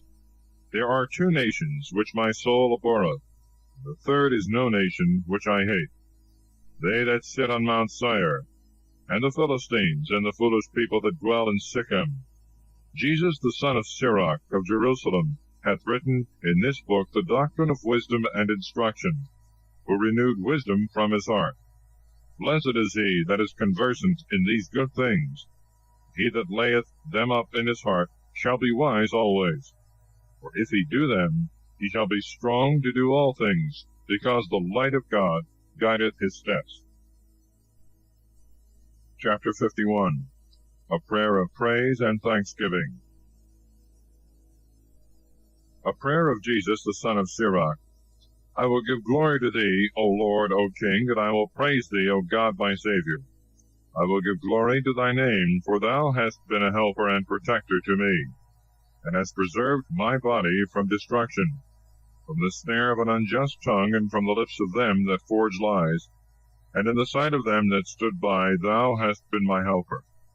Thou hast delivered me according to the multitude of the mercy of thy name, from them that did roar, prepared to devour, out of the hands of them that sought my life, and from the gates of afflictions, which compassed me about, from the oppression of the flame which surrounded me, and in the midst of the fire I was not burnt, from the depth of the belly of hell, and from an unclean tongue, and from lying words, from an unjust king, and from a slanderous tongue. My soul shall praise the Lord even to death, and my life was drawing near to hell beneath. They compassed me on every side, and there was no one that would help me. I looked for the succor of men, and there was none. I remembered thy mercy, O Lord, and thy works which are from the beginning of the world. How thou deliverest them that wait for thee, O Lord, and savest them out of the hands of the nations. Thou hast exalted my dwelling place upon the earth, and I have prayed for death to pass away. I called upon the Lord, the Father of my Lord, that he would not leave me in the day of my trouble, and in the time of the proud without help. I will praise thy name continually, and will praise it with thanksgiving, and my prayer was heard. Thou hast saved me from destruction, and hast delivered me from the evil time. Therefore I will give thanks, and praise thee, and bless the name of the Lord. When I was yet young, before I wandered about, I sought for wisdom openly in my prayer.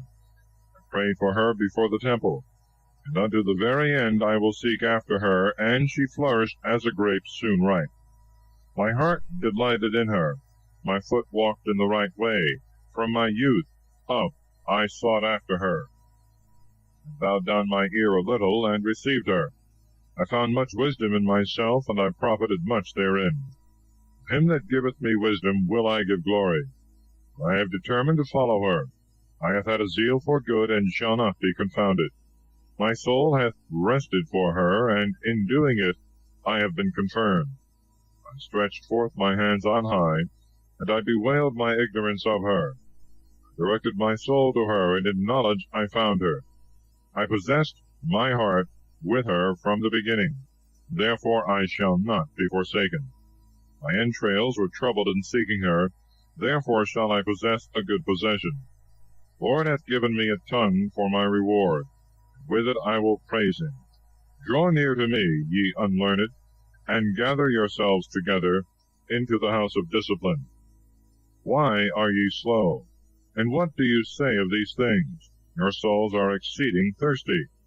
I have opened my mouth, and have spoken.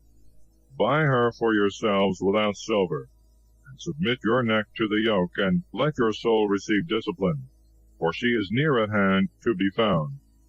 Behold with your eyes how I have labored a little, and have found much rest to myself.